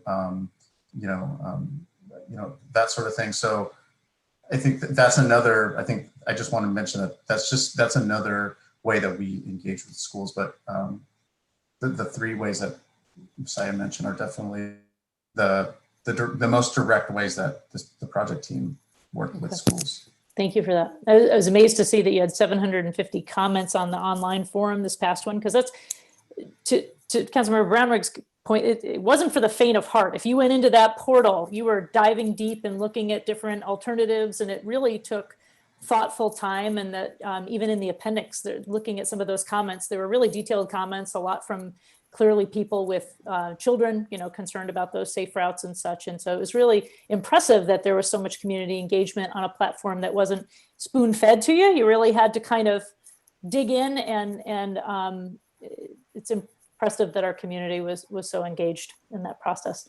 I don't see other questions from colleagues, so I know there's a lot of members of the public who've been waiting to speak. Let's go ahead and check with the city clerk how you'd like to manage this. Would you like to go with, is it okay if I call on folks with their hands raised, or would you rather start with written comments in, Madam City Clerk? I'd like to mix it up so that I don't get a little dry mouth, but Howard Wetton has his hand up, so we should go with him first. Sure. We've got a member of our Traffic Safety Parking Commission here, and we thank him, Mr. Wetton, for your service. Go ahead. You've got 3 minutes. Okay. Apologies. I can't seem to get off video or get on video. I just want to say I think Councilmember Brownrigg makes a good point about potentially, I can get on video now, hang on, about adding some headlines here. I think it would be helpful for the public to see and to grab onto. But I would also like to add some really strong praise for this. I've been on the Traffic Safety and Parking Commission for almost a decade now. And I do have to say, this is one of the most thoughtful documents I've ever seen concerning transportation in our city. So I think it would be greatly, the document we saw tonight could really back up and bolster some of those vision statements that Councilmember Brownrigg's looking for, because the backup is certainly all there. And I want to say a couple things about why I think it's really good. One, which has been touched on, is it does a good job of envisioning biking in Burlingame for kids. That's not an easy group to solicit feedback and input from, as the chair of the BPAC knows, through her great efforts. And I see Rusty Hopewell was out there too. And the fact that this really incorporates it well, and that Mr. Millara talked about the Carmelita bike route, which I think would be key for high school kids trying to get to BHS, I thought is really praiseworthy. I also really like the fact that the plan gives a lot of thought to short-term low-hanging fruit versus long-term reach goals. We need both. I strongly agree with Councilmember Brownrigg's wanting to see a big vision here that goes out 10 or 20 years. But of course, we all have to live and raise our kids in Burlingame in the meantime. And this report does a fantastic job of saying, here's a bunch of stuff we can do soon, which I like. I like hearing soon, especially since, within 5 years, my kids will be gone. So, maybe longer than 5 years, but not much longer. So sooner than 10 to 20 is something I want to hear personally as a citizen. So I think that's great. And then the last thing I want to say is, having a document like this is just so important, because we have so many grant opportunities, or we have ongoing work through Public Works in Burlingame where we want to incorporate thought around what we're doing on our bike routes and our pedestrian routes. And I've seen now, having done, served in my role for close to 10 years, how many missed opportunities we have, unfortunately, because we haven't had a document like this. And Thank you, Mr. I would have Wetton. wanted to have this, so it's great. We're right at the end of 3 minutes. I'm so sorry to cut you off, but I'm I got done. to Thank be you. respectful to everybody who wants to speak. And thank you so much for your leadership and service on the Traffic Safety Parking Commission. You and your colleagues have done a great job participating in this document and everything you do month in and month out for our community. I'm going to read a couple emails. Sure, go ahead, and I'll keep time for you. And everybody, again, just thank you. I mean, no disrespect when I cut you off, but I'm going to keep everybody to 3 minutes, even the folks that are writing in. Go ahead, Madam City Clerk. Hi, Council. Thank you for your work on producing this plan. Given the new the RENA numbers, a new development courtesy of Facebook, Burlingame is poised to grow dramatically, and this plan is a solid step towards a multimodal transit system that will reduce pollution. I do think, however, it's necessary that the plan include a continuous protected bike lane that connects Millbrae to San Mateo through Burlingame, in particular from Broadway to the Millbrae station. The bike lane should become fully protected Class 4, which is much more likely to be implemented quickly. Bicyclists should be as protected as drivers, and there shouldn't be any more delay for this to happen. Thank you for your work in creating a greener, safer Burlingame.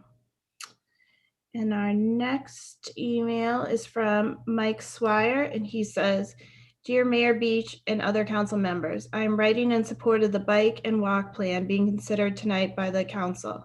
I am a Hillsborough resident and parent. For the past few years, I have led many bike and walk programs at Hillsborough Elementary School, similar to Burlingame.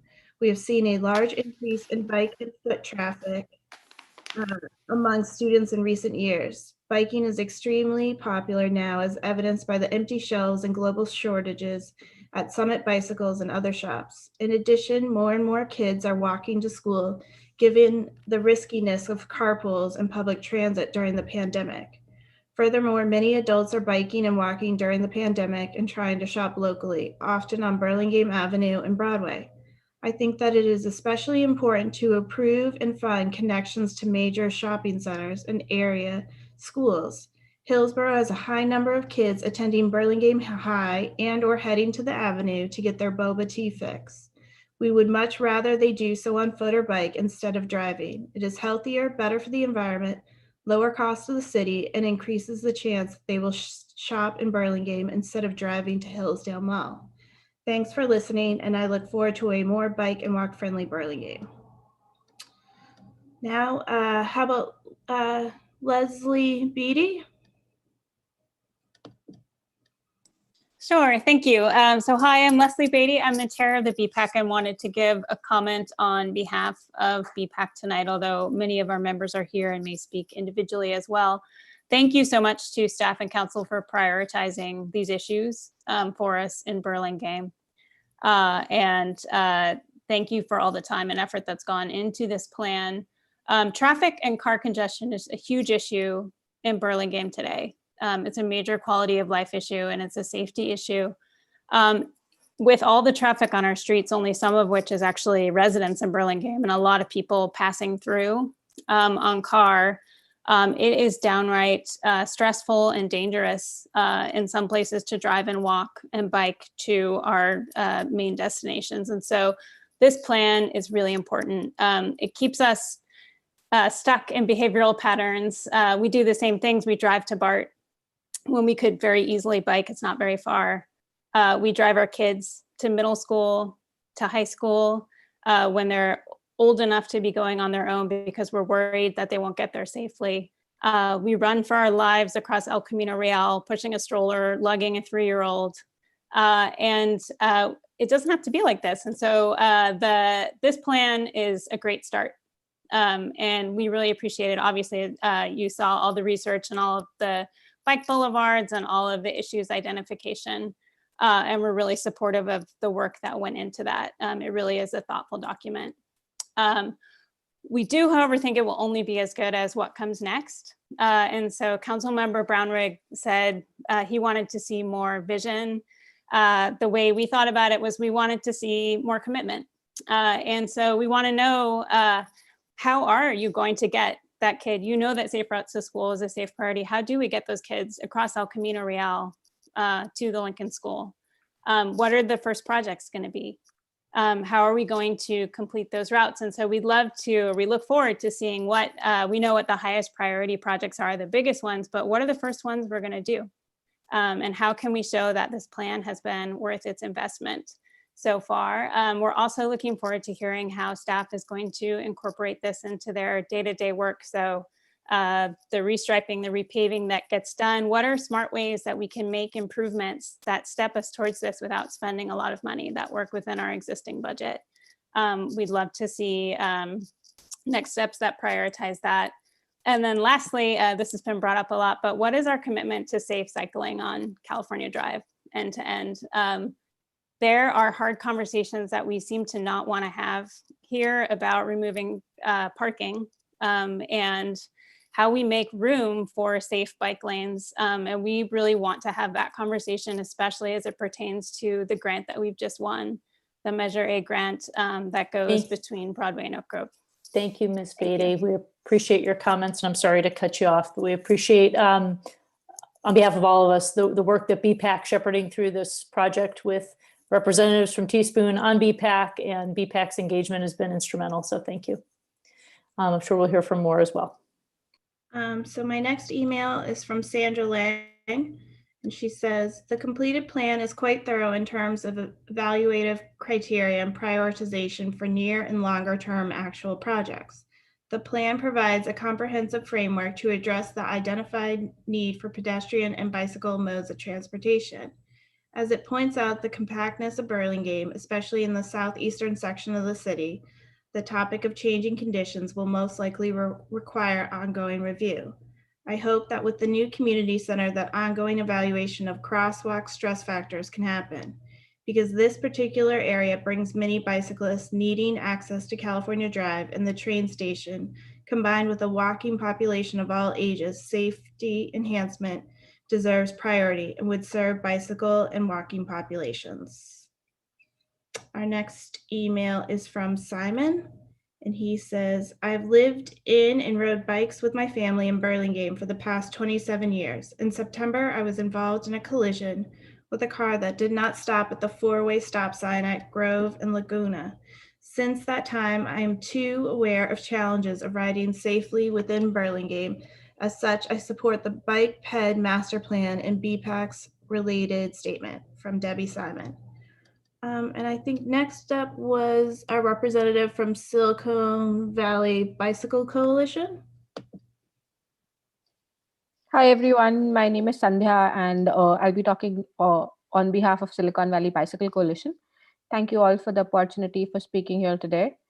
We're really excited to see the plan come together after an 18-month-long effort by the city staff, so kudos to all of you. It does a great job of identifying existing situation needs, the danger zones, and which streets would work best for bike-friendly corridors.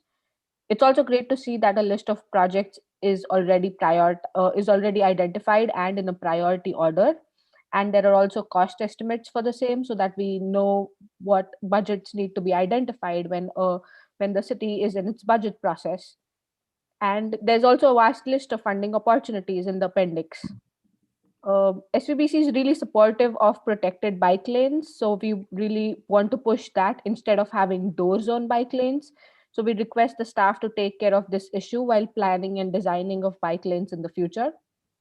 It's also nice to see lots of programmatic elements of education and awareness that have been listed in the plan, but it'd be nice to have possibly include cost estimates for these as well, so that when you are in the city budget process, council can identify and make budget provisions accordingly.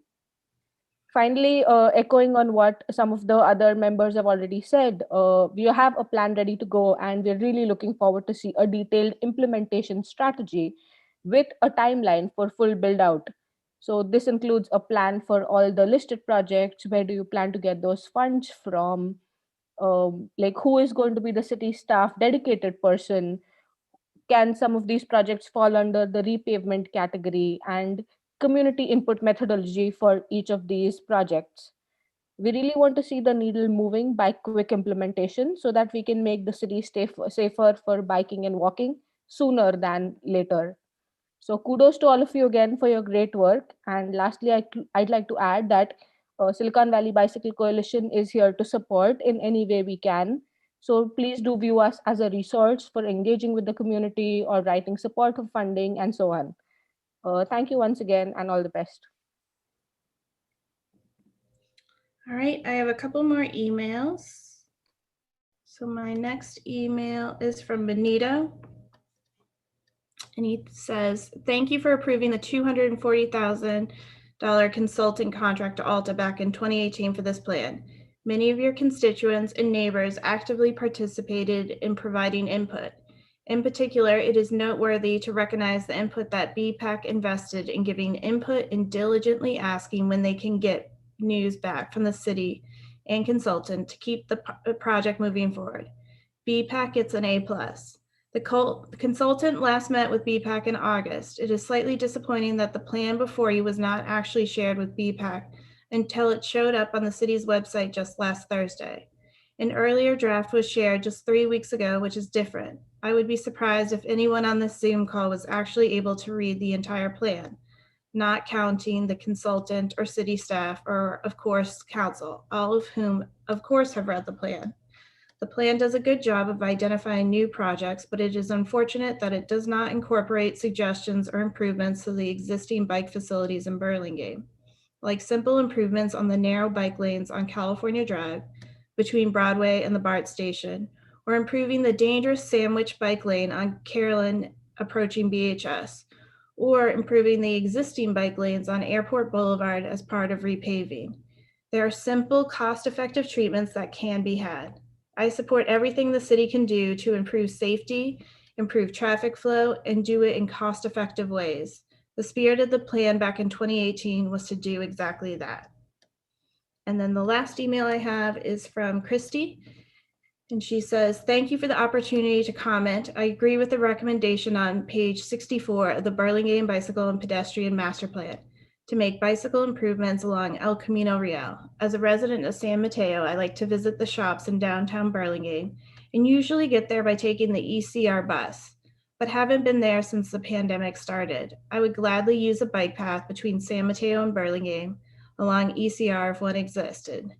But making upgrades for bicycles so that bicycles would have to share the road and lanes with cars is not realistic to get people to ride their bikes. Most people fall into the interested but concerned category, myself included, and I would not want to share a lane with cars on El Camino Real, where injury-related accidents occur quite frequently. Thank you for your work on this plan, and thank you for making pedestrian and bicycle safety a priority. And it seems we have Madeline has her hand up. Hello, yes, I'd like to just thank everyone quickly who worked on this project. It's definitely, for Burlingame, very monumental step. I don't think anyone would deny that. I have a few points to make about the plan's exclusion of fully protected bike lanes on California Drive on the second from Broadway to Millbrae BART station. So today there's already a need right now for fully protected bike lanes on this vital portion of California Drive. The current facility leaves people vulnerable to injuries and fatalities that are preventable. The Class 1 proposal along the tracks that was added at the last minute for that section of California Drive is a nice vision. However, we know that Burlingame already looked into it a few years ago and nothing materialized. It should not be the first option. Today, bikes have to share that road unprotected from big rigs, box trucks, buses, shuttles, SUVs, and people are driving fast. When a person gets hit by a driver going 40 miles per hour, that person only has a 20% chance of surviving the collision. Everyone, even confident riders, using that road deserves the dignity and respect of protected bike lanes. Negotiations with other authorities for the right-of-way can be lengthy and drawn out, and there's no guarantee. Fortunately, Burlingame does have jurisdiction over California Drive and should be exercising its sacred local control for good and with urgency, not punting the issue into another authority's court because we can't muster the courage to remove publicly owned parking on a corridor that connects to our largest transportation hub. At the bare minimum, if a Class 1 doesn't materialize, or in the event someone is injured or killed, we should be able to look back at this plan and see a vision for a completed California Drive with protected bike lanes all the way to and from Millbrae. Thank you. Thanks, Ms. Frechette. We appreciate your input and all the others as well, including Silicon Valley Bike Coalition for being with us tonight. That's great. And all the other members of the public who wrote in and spoke. Any other members of the public who haven't had a chance to speak, this is your opportunity to raise your hand using the participant window or dial *9 on your phone. Otherwise, we'll close public comment and we'll go into final deliberations. Seeing none. All right, thank you for the public comments. We'll close that and we'll turn it back over to colleagues for some final comments and deliberations. Who would like to begin?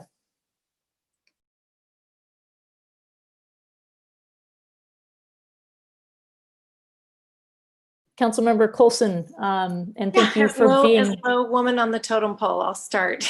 and thank you for your work on the council subcommittee. Oh, you are this so as welcome. well. We started this subcommittee 2 years ago to begin to work on this, and I've had the opportunity to review the plan numerous times. I agree with Commissioner Wetton that this plan is a very comprehensive, well thought, probably one of the best that's been executed in the Bay Area, certainly on the peninsula.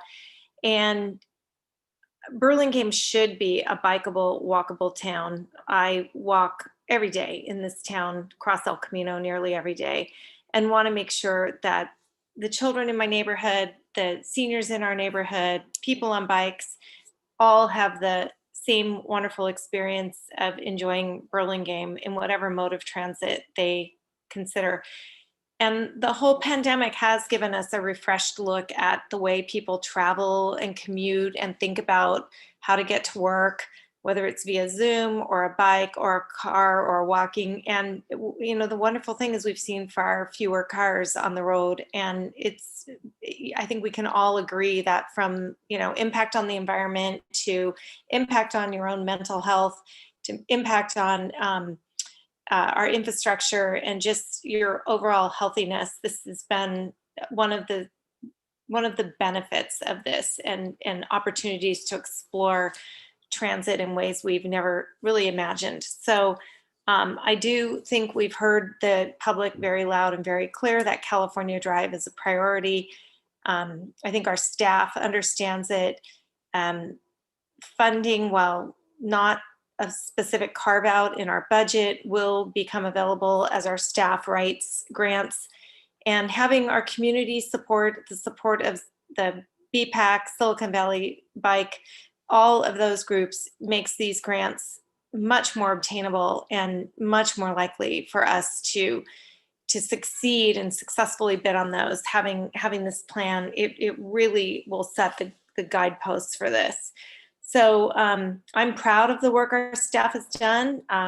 They were incredibly open and willing to listen to public comment, and they did a really good job of making changes. And I think they will continue to make changes. If they see small tweaks they can make that will be better, they will do it. So thanks to the over 1,000 people that participated. It was great, very successful project, and I look forward to approving it this evening. Thank you, Councilmember Coulson. I didn't see who had their hand up first, but since Councilmember Ortiz hasn't had a chance to speak yet in detail, go ahead, and then we'll go to Councilmember Brownrigg. There we go. Thank you, Madam Mayor. I just want to thank all the people involved for the hard work and my colleagues who were in the subcommittee. You guys did a great job, and Mr. Millar and his team did a wonderful job. So this is a very valuable document, and I hate to be a broken record, but I go back to my vision that we talked for many years ago about that north-south dedicated bike lane. And I'm just glad to see it on this document so that we can always point to it whenever we have any major infrastructure projects that they will have to accommodate for what we all, or I mean, I'm not going to speak for everybody, but what we many agree is a very important vision. And so with that, I'm very glad to approve this tonight. And I hope that we can get busy trying to get some of these things into reality. Thank you, Madam Mayor. Thanks, Councilmember Ortiz. Go ahead, Councilmember Brownrigg. Thank you, Madam Mayor. I hope my earlier comments weren't taken as criticism of either the process or the time or even the output, which I think, as Mr. Wetton said, was important and deep and useful. So I support the plan as it's come to be. I do think the draft can be improved. I would love to see Councilwoman Coulson's idea of sort of headline recommendations. So not the kind of generic, we want safe streets, we want, better, whatever. I mean, those sort of general statements. I think if you had headline recommendations, our vision is this A, B, C, I think it would make it a more powerful document. Partly, I suppose I care about this because I've seen so many of these studies turn into big binders on the shelf that don't get looked at again. So I think there's utility in that. I will make a couple of other editorial comments, which I would hope could be incorporated, notwithstanding if we approve it tonight. For one, there's a comment on page 20 that there's only one school east of 101. That's not true. Peninsula High School is east of 101, and it should be included. With respect to the demographic commentary, I think it's really important, actually, that the plan take note of the fact that our school-age population, so Burlingame Elementary, has grown by 40% over the last 10 years versus 10% across the county. And I think that's relevant because what that says, the demographics talk about there being more middle-aged people here than elsewhere. Well, they may be middle-aged, but they all have kids. And that is a fundamental change from 20 and 30 years ago in the city when we were closing elementary schools. And I think it helps account for why there is now more interest in our community for walking and biking, because we have a lot more young families with kids. And I just feel that that's one of the important demographic factors. And then finally, although you don't have to include it, but I happen to believe that if we are successful in implementing a more robust shuttle system, which this council has talked about, and I certainly hope we can do, if we are successful with that, it will be another nail in the coffin of everyone always wanting to get in a car to go to where they need to go. To Miss Beatty's point, we get in cars because we don't think there are any good alternatives. And shuttles will help not only remove cars, which then makes it safer for bikes and pedestrians, but also encourage people to walk more. So I happen to think that's another factor in this. I do stand in favor of the report. I appreciate the work. I appreciate the recommendations. I would like to see those big visions called out. This is the Burlingame we'd like to see in 10 or 15 years. And then to Mr. Wenton's point, these are the steps that we take to get there. So those are my comments. I will vote with the majority tonight if we vote to accept it. I think the report could be better. Thank you, Councilmember Brownrigg. Vice Mayor O'Brien. Yes, most of my colleagues covered many of my comments, but an executive summary I think would be helpful. It is a long document. It does take a good while to get through it. It is inclusive, and the team did a very good job putting this all together. And thank you to my council colleagues that worked on this. I would just kind of keep in mind that, anytime we have grant opportunities, that we grab it. The more we can get, then it's less out of the Burlingame budget itself, or at least, match the money that we receive. It might be worth at some point futuristically to talk about potential funding options and how we're going to balance that futuristically. Also, to make it worthwhile, and to, I think, Councilmember Brownrigg's comment, is that you don't want to have a good master plan and then it just sits on a shelf and you're not implementing it. So we have to make sure that's looked at frequently and maybe incorporate some potential timelines. I know we won't be able to meet all timelines, but at least get a general gist of the possibility of, when we can attain some of those goals. I think when you do that, it makes it much more realistic and more apt to follow. And then I would like to know futuristically, and we may have it somewhere and I just haven't seen it, I'd like to know what percentage of kids bike to school at the elementary level, middle school level, and high school level, because that may also help us prioritize how we will make these improvements in high bicycle traffic areas versus others when we're looking at the long-term effects. And then also make sure we keep in mind when we are doing road work, that if these are areas that we want to make bike and pedestrian improvements, that we do it at the same time. So we're not ripping up streets multiple times, because that is a waste of money.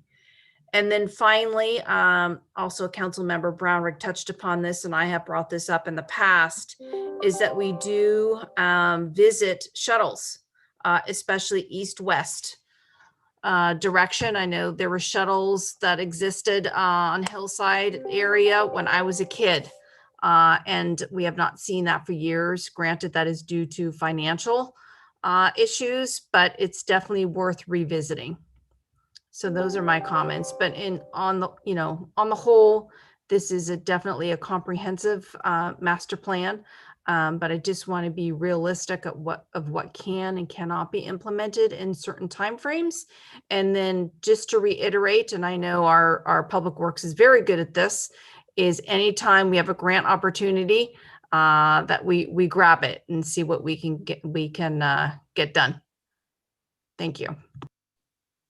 Thanks, Vice Mayor O'Brien. Great comments by colleagues. I'll try not to repeat, except congratulate everyone for the great body of work. One color commentary. It is interesting. How long does this document last? I sit on the CCAG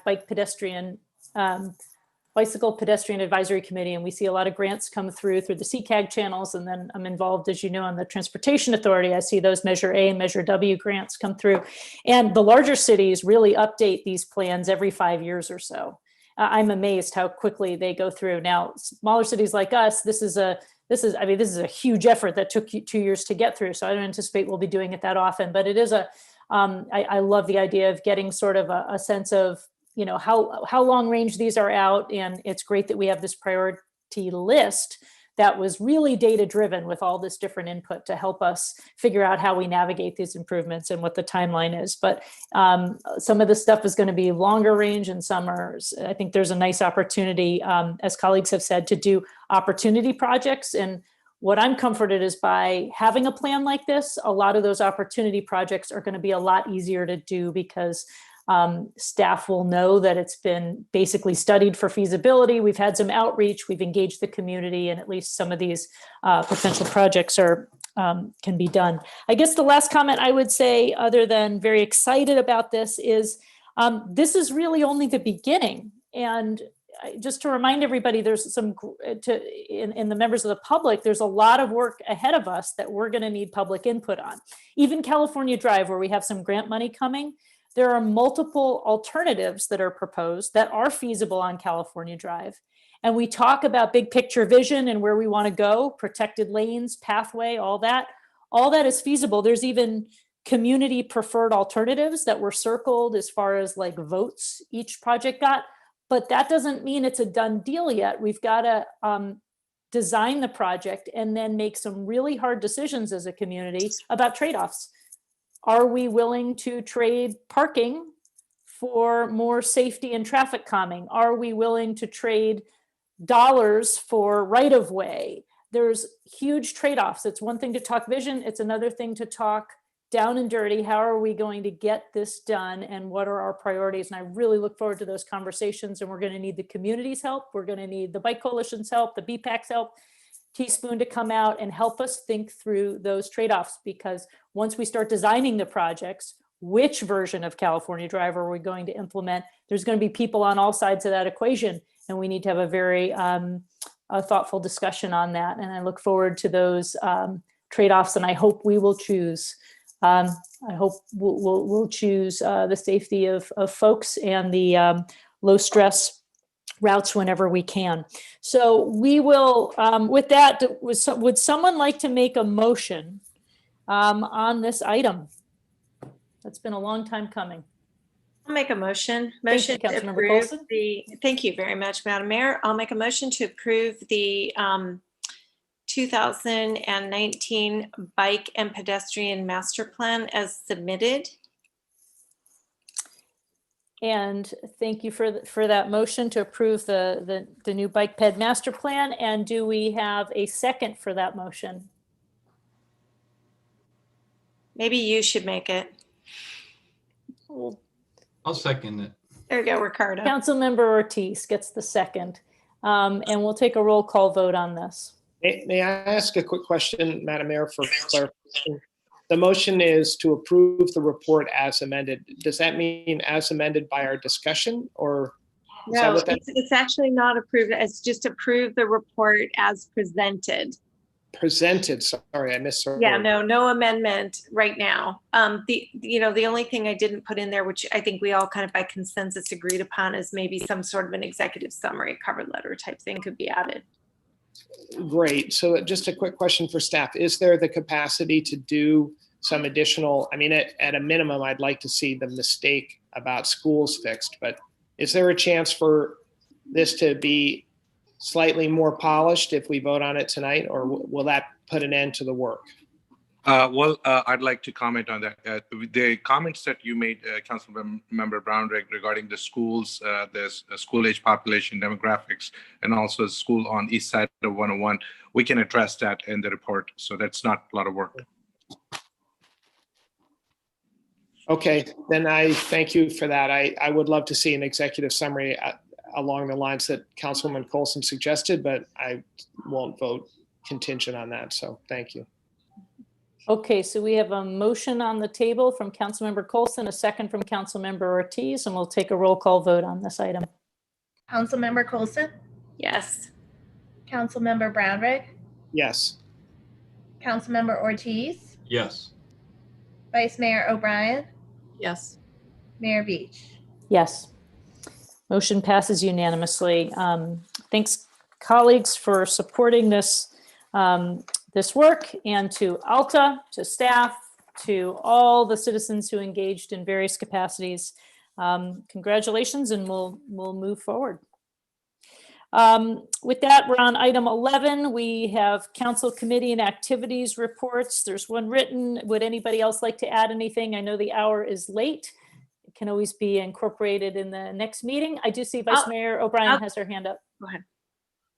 I just want to thank the Burlingame Recreation Department for the holiday lighting. I think Nicole did a phenomenal job with her team, and I enjoyed watching it this past Friday. So just a big thank you to the team. Great comment, Vice Mayor. That recreation team has been in fuego with creativity in COVID, as has all our staff, but recreation really does such important outreach for the community. Other comments from colleagues or updates? If not, we can rope them into next time. Future agenda items, item 12. Don't see any hands up. Acknowledgements. Have we lost any members of the community recently, or any other acknowledgements we should take care of tonight? So there is one that I'm now, as you're mentioning it, recalling. It wasn't sent to me. It was something I read, and it's just jogging my memory. So what I'd like to do is be able to dig that out of my emails, and we'll get that for the 21st, if that's okay. Sure thing. Unless anybody else has another item for tonight. All right, with that. You know what I do know? If you give me 1 second, sure. I do know who it was. Let's give you a moment, because it's nice to do that. Yeah, timely. and it was, and the reason this came up is, funny enough, I got it through my sorority sister news, but it is, and she worked for the city of Burlingame, so I do have it right here. It's Virginia Rich. She went by Ginger Fortmiller, who passed away on November 20th, peacefully in her home in her sleep, at her home of 1 year in Burlingame. She was preceded in death in 2004 by her husband, Paul. But what's really important about Ginger is she resided in San Mateo for 55 years, passed away in Burlingame, but spent 38 years working in the Human Resources Department with the city of Burlingame. So she was an employee of ours for almost 40 years. And then, and she came to me because she was a sorority sister of mine, not of my particular class, but we happen to belong to the same organization. So the local chapters who let me know about this. She was a skilled bridge player an avid mystery reader, and dedicated lover and caregiver of her pet dogs. There will be a private memorial service held at a later date at the Episcopal Church of St. Matthew in San Mateo. I don't know if anyone on our city staff ever worked with her who's been here for a long time, but she is the person that I wanted to make sure we closed in her memory tonight. Thank you, Councilmember Colson. I'm so glad you brought that to our attention. That's a long-term team member and important member of our community. And we're very sorry for Ginger's loss and those who may have known and worked with her and loved her. So with that, we'll just take a moment of silence before we close.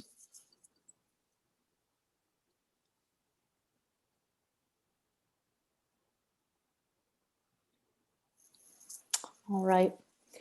So thank you all for sticking with us tonight. It's 10:41 p.m. We will adjourn and we will see you at our next meeting 2 weeks when we pass the gavel and celebrate all that's happened in this year and thank everyone for the team effort that has gone into a very challenging, but in some ways uplifting year as well. So take care. Have a good night. Meeting adjourned 10:41. We'll see you soon. Be safe.